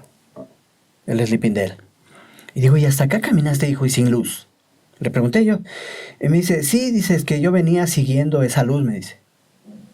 Le digo, ¿qué luz? Si todos estábamos durmiendo. Todos estábamos dormidos. Todos estábamos dormidos. Y digo, ¿y qué luz seguías? Asumí yo que en ese instante de no saber qué es que hacía y a dónde iba, le digo, ¿pero qué luz seguiste? Dice, yo seguía la luz, dice. Entonces, asumí yo que seguía... Hay unas cintitas reflectivas que están puestas en la cueva para que la gente del campamento pueda ir a la ducha y regresar de la ducha siguiendo esas reflectivas, porque al momento que tú iluminas, pues te da esa reflexión y tú regresas al campamento. Pero en ese lapsus brutus yo digo, pero ¿y cómo le refractó la luz si estaba sin luz? Claro. Entonces dije, qué loco este man. Digo, ¿pero qué luz? Dice, no era una luz. Entonces lo volví a la carpa, ya con su sleeping todo, le limpié a mi otra hija, le despierto y le digo, oye, Génesis, verás de que no se salga. La mandé a él al rincón para que cuando intente salir salga por encima de mi hija. Y le digo, mirarás, no se vaya a levantar de nuevo. Entonces al día siguiente, en el desayuno, compartiendo, ahí mismo, ya con los demás chicos, ¿no? Entonces estábamos riendo ahí un poco y ahí salta a colación y dice, no te levantarás, le decía mi hija a mi enano, ¿no? Entonces de ahí salió a colación, le digo, ¿y qué seguías? Le vuelvo ya a preguntar ya como que más despierto a él, ¿no? Le digo, ¿y qué seguías? Dice, era una luz, dice así. Y me grafizó tal cual como yo te la decía. Dice, ¿y la viste? Dice, ¿cómo era? Dice, era así, dice, y yo la seguía. Dice. Digo, ¿pero por qué saliste? Dice, yo salí por la luz mismo, dice. Ya digo, qué loco. Y uno de los viajeros que fue en ese viaje, fue en diciembre esta expedición, uno de los viajeros que fue en ese viaje era de La Maná, me acuerdo clarito, me pidió que le preste la hamaca porque él no había llevado carpa y él durmió en una hamaca. Entonces él me dice, Oscar, dice, yo sí vi la luz también, dice. Yo vi la luz también, yo estaba en mi hamaca, vi la luz y cayó el bidón de agua, dice. Pero como ya vi que tú te levantaste, yo me volví a romper. Pero sí estaba una luz ahí junto a tu hijo, me dice. Entonces yo me quedé loco, dijo, entonces, no es que él vio o alucinó algo, o estaba soñando y caminando sonámbulo, y listo. Bueno, hasta ahí, pues anécdota, no nada más, ¿no? Caminó en la cueva a las 3 de la mañana, no le pasó nada, ventajosamente, porque podía caerse sin luz, sin guantes, sin nada, descalzo. ¿A quién se le ocurre caminar? Y lo loco en esto es que mi hijo, por ejemplo, en la casa, estando en su cama, no se levantaba a apagar la luz. Porque si apagaba la luz hasta regresar a su cama le daba ya miedito. Ya le daba miedito. Imagínate aquí todo lo que caminó sin luz, sin zapatos y todo. ¿Y entonces, esto de dormir estaba más lejos que de donde tú lo encontraste? Claro. O sea que ya él venía de regreso. Ya venía de regreso. Y ahí es donde yo saco la otra conclusión. Bueno, ahí la conclusión que yo saco es que esta luz no es que trataba de llevarlo a algún lado. Trataba de volverlo a su carpa. Porque él ya había salido, no entiendo por qué motivo, y estaba caminando en la cueva, sin luz y sin zapatos. Y esta luz lo estaba trayendo de retorno a la carpa, porque cuando yo siento que él que estaba levantado y cuando pide ayuda, es cuando él bota el bidón de agua, ya llegando casi que a la carpa, apenas a, qué sé yo, 50, 100 metros. Es un poquito difícil de darte la distancia. Pero aquí está la cocina y más allá estaban las carpas y más acá la carpa de mi hijo. Entonces, esta luz lo estaba regresando a la carpa. Ya. Y bueno, hasta ahí eso queda como anécdota. Lo loco fue después. Porque ya segunda noche, esa noche no pasó nada, salimos todos, al día siguiente, a sus casas. Estaba yo en la casa, la primera noche que había llegado ya con mis hijos, 3 de la mañana, mi hijo despierto pidiendo ayuda en la casa. Ayuda, ayuda, en la casa. Y era todas las santas noches, 3 de la mañana, despierto gritando a pedir ayuda. A las 3 de la mañana. Todas las noches, fue casi un mes en realidad. ¿Seguía conectado? Sí, entonces ahí es otra vez yo vuelvo a este como mentor, ¿no? Al colombiano. Le llamo, le digo, oye, mira, pasó esto. Me fui con mi hijo y todo, y él desde que volvimos de la cueva no puede dormir. Todas las noches, 3 de la mañana, se despierta asustado y ayuda y ayuda. Tenemos que volverle a la cama, que se acueste normalmente, y ahí duerme. Pero son todas las veces.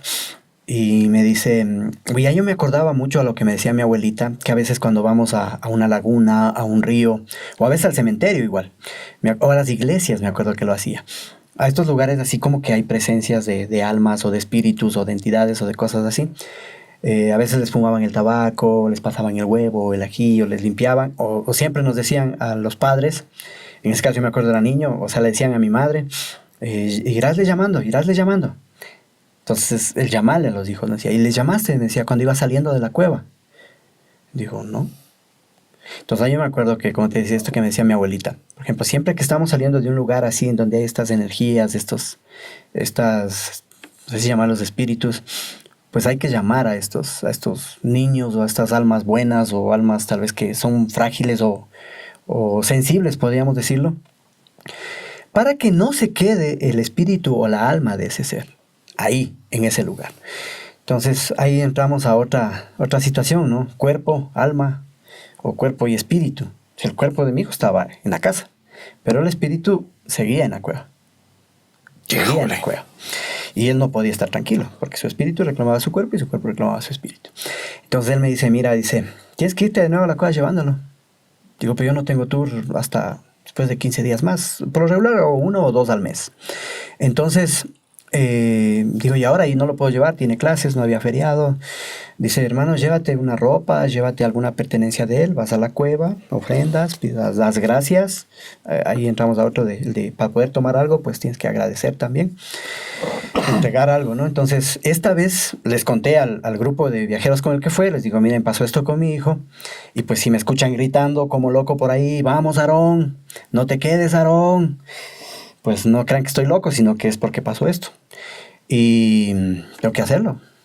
No me pregunten por qué tengo que hacerlo, si es que es ciencia o no es ciencia, pero mi querer de padre me impulsa a hacerlo y lo voy a hacer. Si es que eso va a hacer para que mi hijo esté bien, tranquilo al menos, pues lo voy a hacer. Entonces esta vez llevé ropa de mi hijo y yo siempre, al final, ya que todo está desarmado y estamos saliendo, verifico que no se les quede nada, que basuras ni prendas de los chicos, reviso, queda intacto el campamento, sin rastros de nosotros, y voy saliendo. Entonces ahí iba gritando yo, Aarón, no te quedes, Aarón, vamos, Aarón, no te quedes. Incluso cuando estaba en cuerda yo subiendo, yo soy el que primero salgo de la cueva por armar sistemas para sacar al resto, y mientras iba subiendo iba gritando igual, vamos, Aarón, no te quedes, Aarón.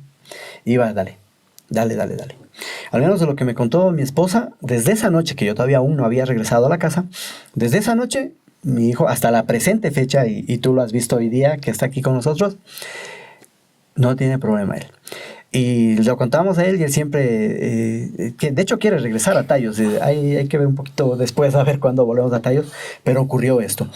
Y hoy entendí que pues sí, que no sé si porque los niños tienen alma noble o son más sensitivos, aunque yo sí he distinguido eso en mi hijo. Él tiene una sensibilidad un poquito especial. Y tal vez fue por eso el que fue atraído por cierto espíritu. No sé si sería bueno o malo, pero él estaba fuera de su carpa yendo a donde sea que estaba yendo. Y esta luz benigna o buena o blanca le estaba trayendo de retorno. Sin embargo, parte de su ser, por decirlo así, no sé si sería su espíritu, su alma, pero parte de su ser se quedó en la cueva hasta después que yo como padre vine a reclamar lo que era de mi hijo. Esa es la epístola que te puedo contar. Oye, impresionante esa anécdota, impresionante. Y es loco. Y como digo, me trae a colación a mis abuelos, porque mis abuelos siempre, por ejemplo, eso no es ciencia, tú ves que eso no se prueba. Por ejemplo, nuestros abuelos siempre eran ahí que llámalo, que a veces se quedan en los cursos de agua, en las lagunas. Los shuar le llaman a eso a donde habita Arutam. Ahí hay Arutan, dicen ellos. Por ejemplo, en las cascadas, ahí hay Arutan. En el río, ahí hay Arutan, dicen ellos. ¿Qué Arutan es? En la cueva ellos dicen, ahí está Arutan. Dicen. ¿Y quién es Arutan? Para los Shuar, Arutan es su dios máximo. Es el espíritu más poderoso de todos los demás que hay, porque hay Nunkui, hay Sunki, hay Ibianchi, que es la entidad mala, Ibianchi, el Ibianchi es como el diablo, por decirlo de alguna forma, y hay, a ver cuál me falta, Panki. La mitología Shuar es muy rica, es muy apasionante. Claro, sí. Entonces, el Arutan es su dios máximo, el espíritu máximo. Entonces, ese es el que da ese poder, ¿no? Entonces, el Arutan a veces te da ese poder o a veces te lo quita. Entonces ellos para quitar la vida igual pedían permiso a Arutan, cuando hacían sus anzas, pedían permiso a la Yumpum y a Arutan para quitar la vida. Entonces parte desde ahí, desde la parte de que no somos un solo, ¿no? Sino somos cuerpo y espíritu. Dualidad. Una dualidad. Y pues sí, te digo, me trae mucho a colación lo que me decía mi abuela cada que salíamos del cementerio, a veces de estos lugares densos, llámales, te digo, y a veces cuando nos decían, te pegó el mal aire, ya le llevabas a un médico, y alguna vez me pasó con mis hijos, un médico, 2 médicos, y no les pasaba. Con toda la fe de Dios y como padre, y con esa potestad, digámoslo así, pues muchas veces sí les he tenido que pasar a mis hijos el huevo, ají, ruda, y como decía mi abuelita, sin ver hacia atrás, y se han curado. Entonces, sin ser yo un chamán, sin ser como digo, un creyente de tal vez de cosas esotéricas o algo así, me ha tocado a veces hacerlas y créeme que ha dado muy buenas. Como esta vez, yo podía negarme y decir, no, ¿cómo voy a ir a gritar como loco? Vamos, si él está acá en la casa. Sin embargo, lo hice con fe y mira, y no ha habido problemas hasta ahora. Oscar, conversar contigo es fascinante porque tienes una facilidad de poder expresar los acontecimientos que mucha gente no tiene. Mucha gente no sabe cómo explicar algo que ocurrió. Por eso te decías desde hace un rato, tal vez mi profesión como dramaturgo y actor me hace graficar todas las cosas en mi cabeza, ¿no? Y es un viaje, tienes que ir a tallos con nosotros alguna vez. Tengo que ir. Esa es una tarea pendiente que tengo en mi vida, ni siquiera un viaje de placer, una tarea pendiente que tengo en mi vida. Y quisiera irme con mis 2 hijos. Son hombres, bueno, uno tiene 30 años y el otro 17, y ya es hora de que se metan también en cuevas.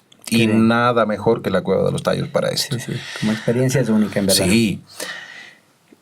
Ahora, para ir finalizando este encuentro, que yo realmente les explico. Estoy experimentando energías muy nobles, pero que me hacen como... tienes la capacidad de dinamizar a las personas que están a tu alrededor. La forma en que lo dices, la forma en que lo expresas, la honestidad con que lo planteas, hace que yo esté comenzando a sentir como adrenalina ahí hacia esa cueva, ¿no?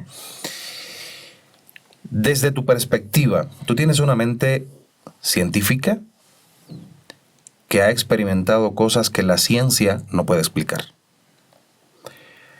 Desde ese centro en el que me imagino que te cueste trabajo en ocasiones encontrar una armonía para poder precisamente armonizar todo eso en ti, ¿existen o no existen cosas raras en la Cueva de los Tallos, para decirlo en un lenguaje más coloquial? Sí. Esto lo puedo decir directamente, sin pensarlo mucho. Sí. Si me lo hubieses preguntado hace 10 años, podría ser, dudaba mucho. Te hubiese podido decir que no, que todo es natural ahí en la cueva.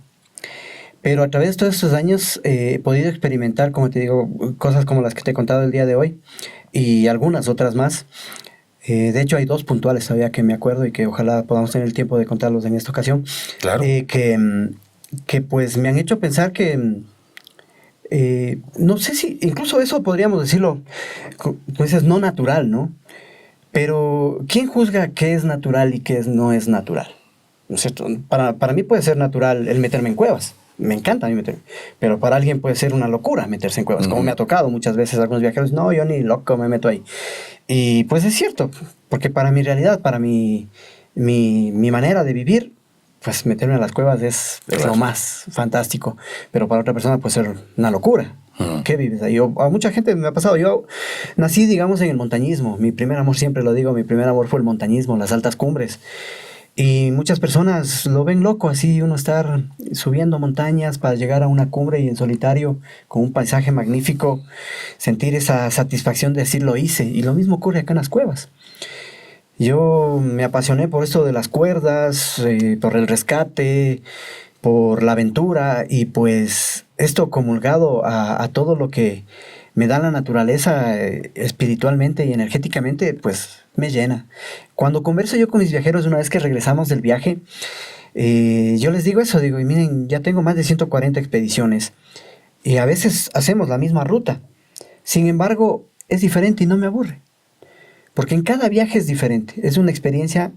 Aunque hagamos la misma ruta, es una experiencia diferente porque lo comparto contigo.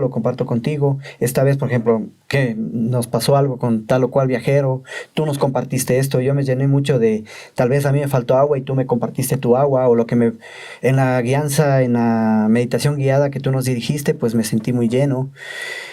Entonces es como diferente. Un regreso a la esencia humana, ¿no? Exactamente. Entonces el compartir con cada uno de ellos hace que este viaje sea diferente y que cada una de las 140 y algo más de veces que he ido a la Cueva de los Tallos sea diferente. Y me acuerdo de todas y cada una de ellas. Y ahí va una de las que siempre me acuerdo mucho y les cuento a mis viajeros en los viajes. Es muy especial porque ocurrió con un extranjero. Él es de México. Bueno, he estado omitiendo nombres en todo esto, claro, por supuesto, ¿no? Porque por respeto a ellos tal vez no sé cómo les venga que lo cuente. Exacto. Aunque lo he contado, aunque de forma no delatándolos a ellos, ¿no? Es un mexicano que hace aventura también en México, hace escalada. Y pues cuando yo lo recibí a él en el aeropuerto, porque me pidió que lo reciba en el aeropuerto, pues veníamos conversando muy ameno ahí. Me encanta mucho conversar y debatir de temas justamente que me mueven. Y pues él me contaba, dice, oye, mira, dice, yo vengo acá a la cueva con un propósito.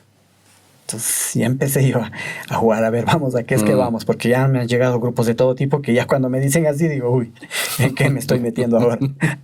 Entonces, esta vez, pues me dice, ¿sabes qué? Dice, yo recibí una misión, me dijo. Recibí una misión, estuve en Chichén Itzá. No he ido yo a Chichén Itzá, pero me ha dicho que debajo de Chichén Itzá hay una cueva igual. Y que él estuvo en esa cueva y que en esa cueva recibió una misión. Dice, me dieron una piedrita y me dijeron que esta piedrita yo tengo que llevarla a la Cueva de los Tallos. Yo lo quedé viendo así, tal cual como hiciste tú ahorita, así como que, no, ¿y qué? Y ya la curiosidad neta, ¿no? ¿Y qué piedra? Déjame ver la piedra, pues, ¿no? Y pues me mostró la piedra. Al principio a mí me pareció la piedra bastante artificial, una de este tamañito, no era grande. Ajá. Sí, me pareció bastante artificial porque... Un par de centímetros. Sí, y parecía un poquito tallada porque tenía así como que la morfología de un alien. O sea, tú la mirabas así y parecía la cabecita de un alien. De uno de los grises. Ajá. Entonces yo le decía a él, digo, y qué chévere, digo, ¿y la tallaste? Le dije yo. Pensé que la talló, ¿no? Me dice, no, tal cual como la ves yo la encontré en Chichén Itzá. Tal cual como la ves. Me pareció un poquito inverosímil. Dije, está capaz que sí la talló, la vi en mi mano. Dije, qué loco. Le devolví. Y me dice, mira, yo tengo que dejar esta cueva, esta piedra en la cueva. Digo, ya. Cada quien con su misión. Dije, no, pues esa es mi tarea. Lo que vengan a hacer en la cueva, y si está en mis manos darte las facilidades para hacerlo, pues lo hacemos, sin problemas. Cada quien viene con su propósito y como les decía, la cueva le da a cada quien lo que viene a buscar. No hay nadie que haya salido defraudado y que diga, no, yo vine a la cueva y no encontré lo que buscaba. Entonces, le digo, ¿y dónde tienes que dejarla? Y me dice, ¿sabes qué? No sé todavía, me dice. No sé todavía. Digo, pero ¿y entonces cómo? No, lo único que se me dijo, dice, es que tenía que llevarla a la Cueva de los Tallos. En ese entonces, ¿qué me dijo? No sabía ni dónde quedaba la Cueva de los Tallos. Investigué en Facebook, en redes, te encontré a ti, te escribí. Algo tal vez similar con lo que hayas hecho tú. En encontrarme. Y ¡pac! Le asomó y dicho, pues perfecto. Me escribió por Messenger, luego pasamos números y estuve yo recibiéndolo en el aeropuerto. Entonces tuvimos todo el viaje para ir conversando y todo, y él había investigado mucho ya de la Cueva de los Tallos porque como ya tenía en la cabeza esa misión, dónde queda, cómo llego y toda la cosa y toda la historia, ¿no? Entonces, hasta cuando estuvimos la primera noche en la cueva, yo le voy a preguntar, digo, ¿y ya sabes dónde ponerla? ¿Ya has visto? Te he mostrado la topografía, también le mostré, le digo, mira, y esto, este otro. Dice, no, todavía no sé dónde. Yo, pues ya te diré, me dijo. Esa noche él descansó en su carpa y al día siguiente en el desayuno, pues me llamó a un costado, me dice, Oscar, ven, dice, mira, y me mostró un papelito. Me dice que él a la noche se había despertado porque había soñado y lo que soñó, ese momento él lo dibujó. Ese momento lo dibujó. No quise olvidarme, dice. Ni bien me desperté, dibujé, dice. Pero se despertó en la madrugada mismo, él apenas había soñado. Entonces me dice, mira, dice, vas por un lugar que hay que escalar, luego te pasas en un paso estrecho, hay que arrastrarse bastante, luego sigues un paso que se ve un precipicio abajo, luego llegas, hay que bajar en vertical, cruzas unas repisas y llegas a un lugar en donde cae agua bastante, dice. Y luego sigues a un lugar y ahí encuentras, dice, 2 estalactitas alrededor y una estalactita en el centro. Así, al detalle y dibujado. Entonces yo me quedé loco. Y ese es un lugar que no está topografiado en la cueva. No está topografiado en la topo del 76 de los ingleses, no está. Porque en la topografía de los ingleses llega hasta un punto en el que me imagino que los ingleses no pasaron porque es bien estrecho. Es posible que nosotros más pequeños y todo, por eso lo habremos pasado. Pero los ingleses ahí le cortan, dice, aquí se acaba la cueva. Pero nosotros ya lo habíamos explorado y habíamos pasado. A esa se le llama, le hemos puesto nosotros de nombre, aunque como digo no hay en topografía, la Galería de las Medusas. Y para allá nos llevábamos viajeros, porque era un poquito más forzado, más físico, más técnico también el rapelar. Hay que pasar un desviador, luego subir un desviador en ascenso y en descenso. Es más técnico. Y no llevamos comúnmente viajeros por allá. Solo hay grupos específicos que ya sabemos que se mueven bien, podemos llevarlos por allá. Pero hasta ese entonces no habíamos llevado a nadie, solo habíamos explorado nosotros por conocer, equipar, instalar para nuevas rutas, etcétera, ¿no? Entonces yo me quedé loco con la precisión que él me marcó. Digo, tú ya has venido acá a la cueva antes, ¿no? No, es la primera vez que vengo a Ecuador, me dijo. Ay, y ahora, digo, y dice, ¿hay un lugar así? Le digo, claro que hay un lugar así, digo, pero me sorprende cómo lo dibujas. Lo soñé, dice. Digo, y ahí tienes que ir a dejar esa piedra. Dice, sí, llévame. Entonces solamente lo llevamos a él. Al resto del grupo ni siquiera lo contamos. Después de que hicimos toda la exploración de la cueva con el grupo, llegamos y él me dijo, ya, loco, llévame para allá. Y lo llevamos para allá. Me acuerdo, fui yo con Eduardo. Me fui para allá, uno de nuestros guías asistentes. Entonces, cuando llegamos ya a las 2 estalagmitas y la una del centro, le digo, ya pues, ¿no? Digo, aquí es donde tú me habías dicho. Llegamos, deja la roca. Y me dice, no, dice, sabes que ya la dejé en donde tenía que dejarla. Dice, esta era la ruta, pero no necesariamente tenía que dejar la roca aquí. Se me dijo que deje la roca en un lugar específico en esta ruta y ya la dejé. Entonces me imagino que por seguridad, por precaución o por precautelar que esa roca no sea movida de ahí, tal vez a lo mejor asumió que luego yo vuelva y me la lleve o alguien la encuentre ahí y se la lleve. Pero en todo ese trayecto que hicimos, él dejó la roca. Dijo, y ya está, esa fue mi misión, dejarla ahí. La segunda noche que dormimos en la cueva volvió a soñar. Y soñó con otro lugar de la cueva que tampoco está topografiado. Y él lo soñó tal cual. Tal cual. Sorprendente. Entonces, digo, ¿y que allá también hay que ir? No, eso solo fue que soñé y nada más. Me dijo, no se me ha dicho nada más, dice. No sé si después. Porque él tenía esa capacidad de tener revelaciones en sus sueños. Y los plasmaba, como buen dibujante, las plasmaba tal cual. Y dejó esa roca ahí. Y eso México no sé qué tanta relación tendrá con nuestra cultura ancestral, ¿no? Tanto los incas o, los shuar, no sé en realidad descendientes de quiénes son, porque el pueblo shuar es uno de los pueblos que jamás fue conquistado, ni siquiera por los incas y mucho menos por los españoles. Los aztecas también es un pueblo con un conocimiento ancestral tenaz. Y pues no sé qué interrelación habrá entre estas culturas. Está confirmado que a través del Amazonas y otras fuentes de agua de la Amazonía se tiene acceso a la zona del Caribe. De hecho, se hizo la expedición del Amazonas al Caribe desde acá, desde Misaguayí hasta las Bahamas. Y en canoa. Y en canoa, lo que comprobó que sí, la comunicación entre la Amazonía en Sudamérica y el Caribe era posible. O sea que, y eso está documentado, y estuvo un eminente arqueólogo, científico cubano, Antonio Núñez Jiménez, que junto a Lenin Ortiz de acá del Ecuador, un importante espeleólogo también, y arqueólogo y antropólogo, la llevaron a cabo con la ayuda de los indígenas de la Amazonía. O sea, hace poco le hice también una entrevista a a mi amigo Juan Acosta, que plantea que sí hubo contacto entre las culturas y civilizaciones indígenas centroamericanas y sudamericanas, y específicamente Más el que Ecuador. similitudes. No sé si has visto los rasgos del pueblo Shuar, ¿no? Claro. Los rasgos del pueblo Shuar no se asemejan mucho a ninguna otra cultura del Ecuador. No. Son más asiáticas. Sí. Y su lengua, que fue de hecho lo que trajo a Maurice a venir a investigar acá, la lengua mayar, que es la lengua originaria, en este caso, de los húngaros, de los Exacto. sumerios. Los vocablos Se parecen. Son muy similares, y Sí. eso fue lo que trajo a Maurice a buscar acá. Claro. Lo que vino a buscar, pues, ¿no? Entonces, y otro que pues también, estamos hablando de edad de la Tierra reciente, 2000 años, quién sabe un poco más en los que existen los continentes. Muchos años atrás pues era un solo supercontinente. Claro, Pangea. Exactamente, entonces Sudamérica, que es ahora, pues probablemente estaba muy cercano a África o De hecho, estaban unidos. África, Norteamérica. ¿te has fijado incluso la forma de las costas?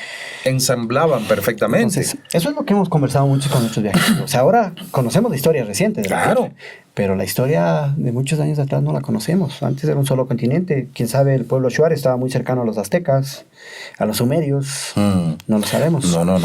De hecho, fue parte de eso de lo que quería probar Maurice y objeto de algunos libros, ¿no? De que la América Prohibida, que se le llama, de que la historia nos la han contado diferente. Muchas veces nos han dicho que de Europa, Estrecho de Bering, llegaron a América y nos poblaron.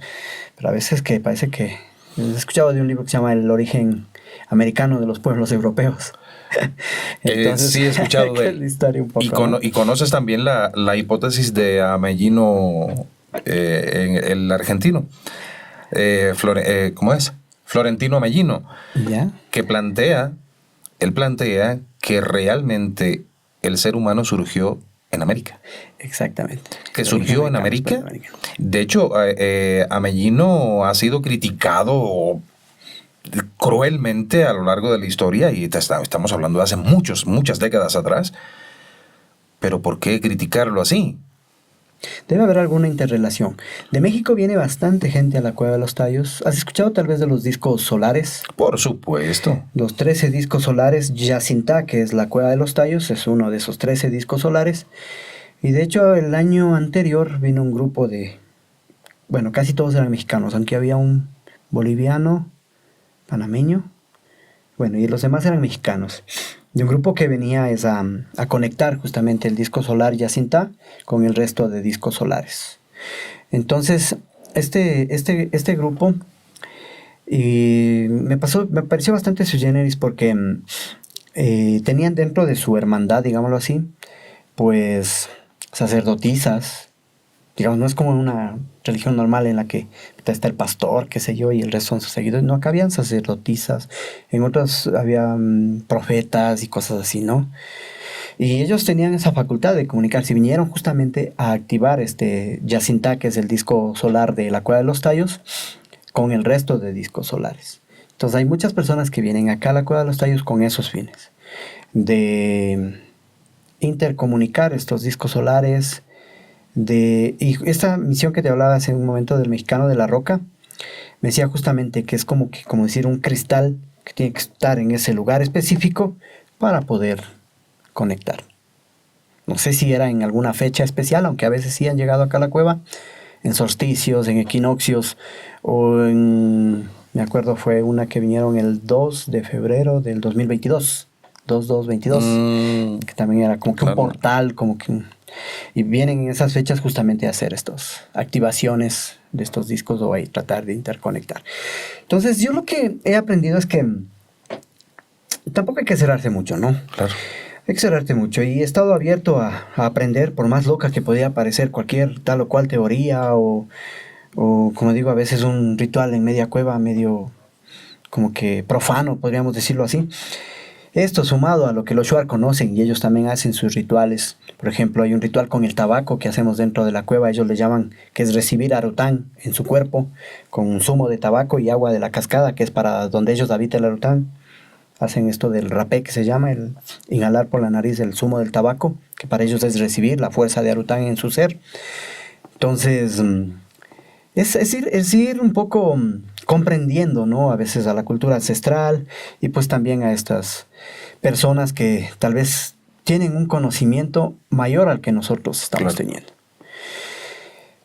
Y no cerrarse a abrir ese conocimiento. Yo a mis viajeros, cuando ya terminamos la ruta, les digo, cuando tú estabas en la superficie, ¿te imaginabas todo lo que hay acá dentro de la cueva? Son 3 días que hemos estado aquí en la cueva y todo lo que hemos explorado, galerías, estrecheces, los animales que has visto aquí que tú ni siquiera sabías que existían esos animales. Es todo un mundo subterráneo. Cuando estás en la superficie no lo ves, sin embargo existe. Es lo que hablábamos hace un momento. El hecho de que no lo veamos no quiere decir que no exista. Entonces, este mundo que lo acabas de conocer en estos 3 días, y lo has vivido y lo has sentido, y que ahora recién tienes la magnitud, al menos un poco de la magnitud de lo que es el mundo subterráneo, cuando estamos arriba no somos conscientes de lo que tenemos bajo nuestros pies.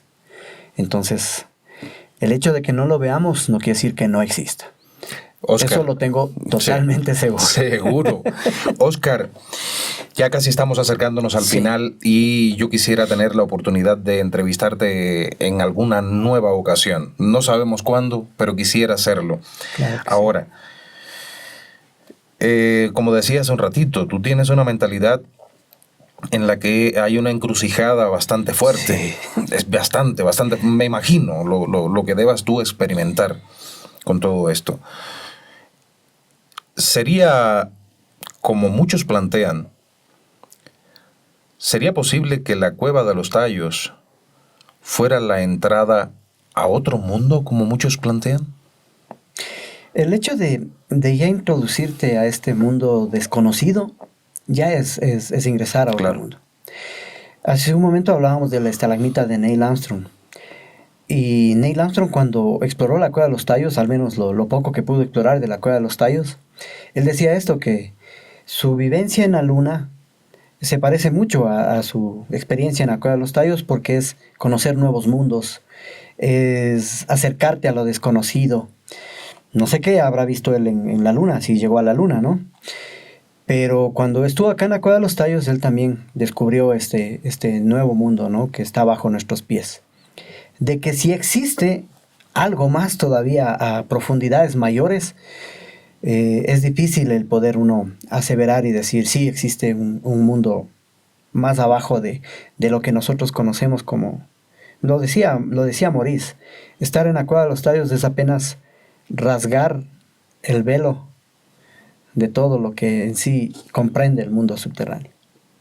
Entonces, de hecho, en una de las experiencias que te contaba con Rafael Calderón, él decía que cuando fue transportado, lo que te había mencionado, pues fue llevado a profundidades mayores. No solo los 4.9 kilómetros que te he mencionado en la topografía, o los 4.5 más que hemos explorado nosotros ya y que no está topografiado, sino mucho más adentro.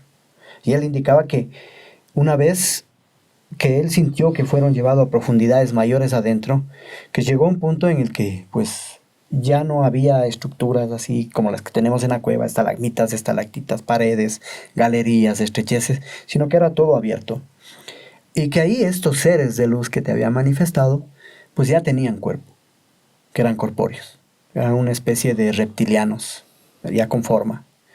Y que ellos ahí, bueno, te pasaré también un extracto de esa conversación que tenemos, porque es parte de un documental que se firmó me parece que es 2014, con Cámara Oscura y May Garzón y Jimena Villarruel, unos productores españoles y ecuatorianos, hicieron un documental, y ahí se hace esta entrevista con Rafael Calderón, y él dice que pues ahí ellos fueron mostrados en realidad de todo el origen de la humanidad, de lo que hablábamos, ¿no? Cómo en realidad fue el origen de la humanidad. Y fue lo que dijo Maurice, que encontró en las placas metálicas, ¿no? Que estaban inscritas en Mayat, y que estaba datado ahí el verdadero origen de la humanidad, que tal vez desconocemos desde antes del diluvio universal. Lemuria, Atlántida, Mu, etc. Probablemente. Hay muchas cosas que no conocemos.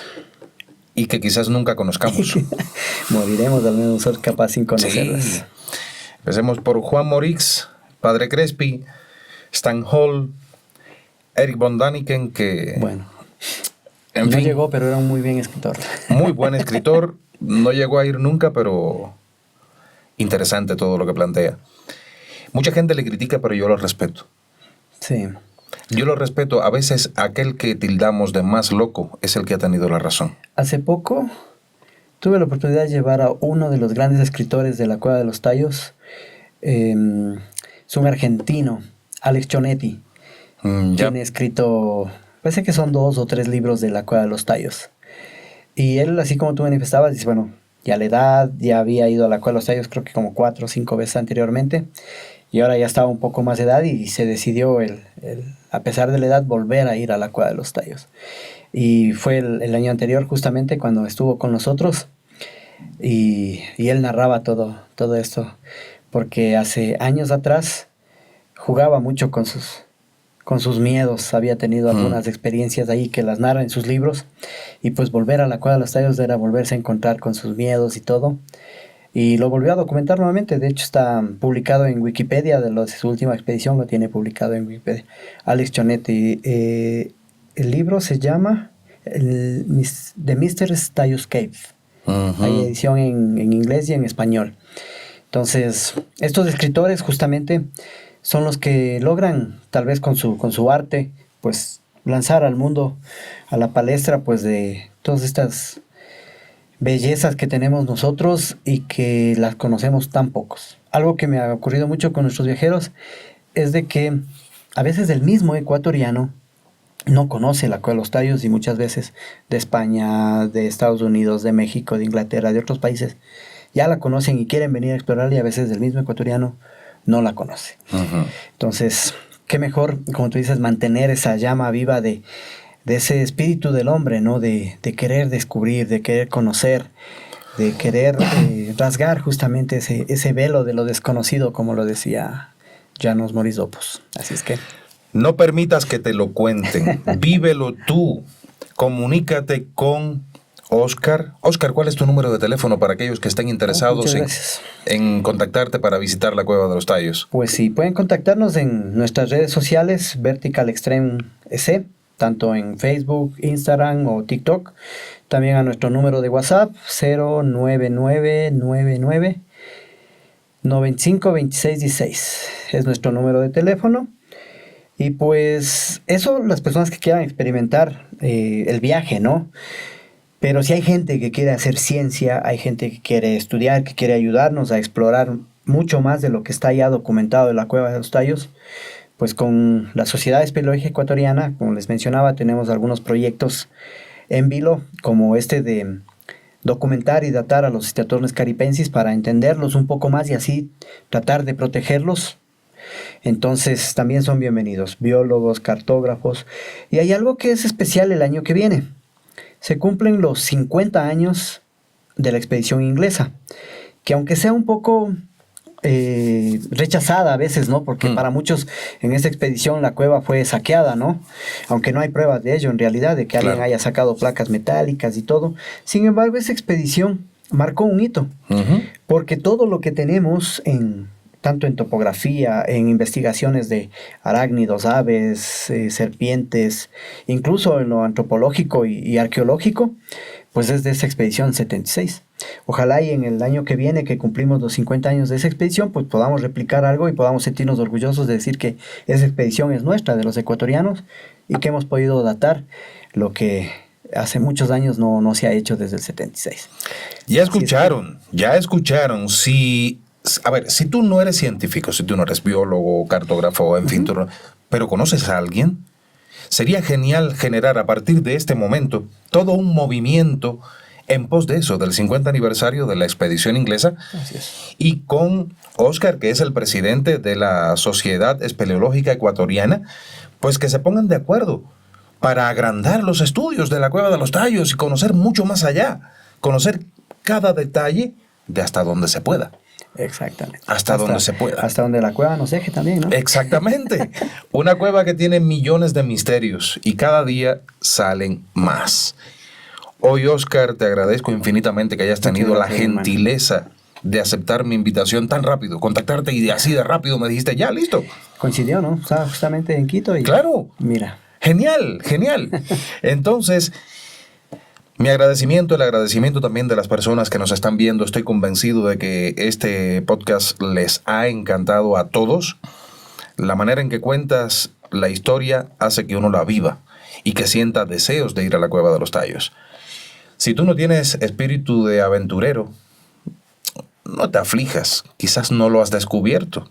El hecho de que no se vea no quiere decir que no esté, como hemos mantenido Oscar y yo en esta conversación. Embúllate, conoce la Cueva de los Tallos, conéctate con Oscar y vive la aventura.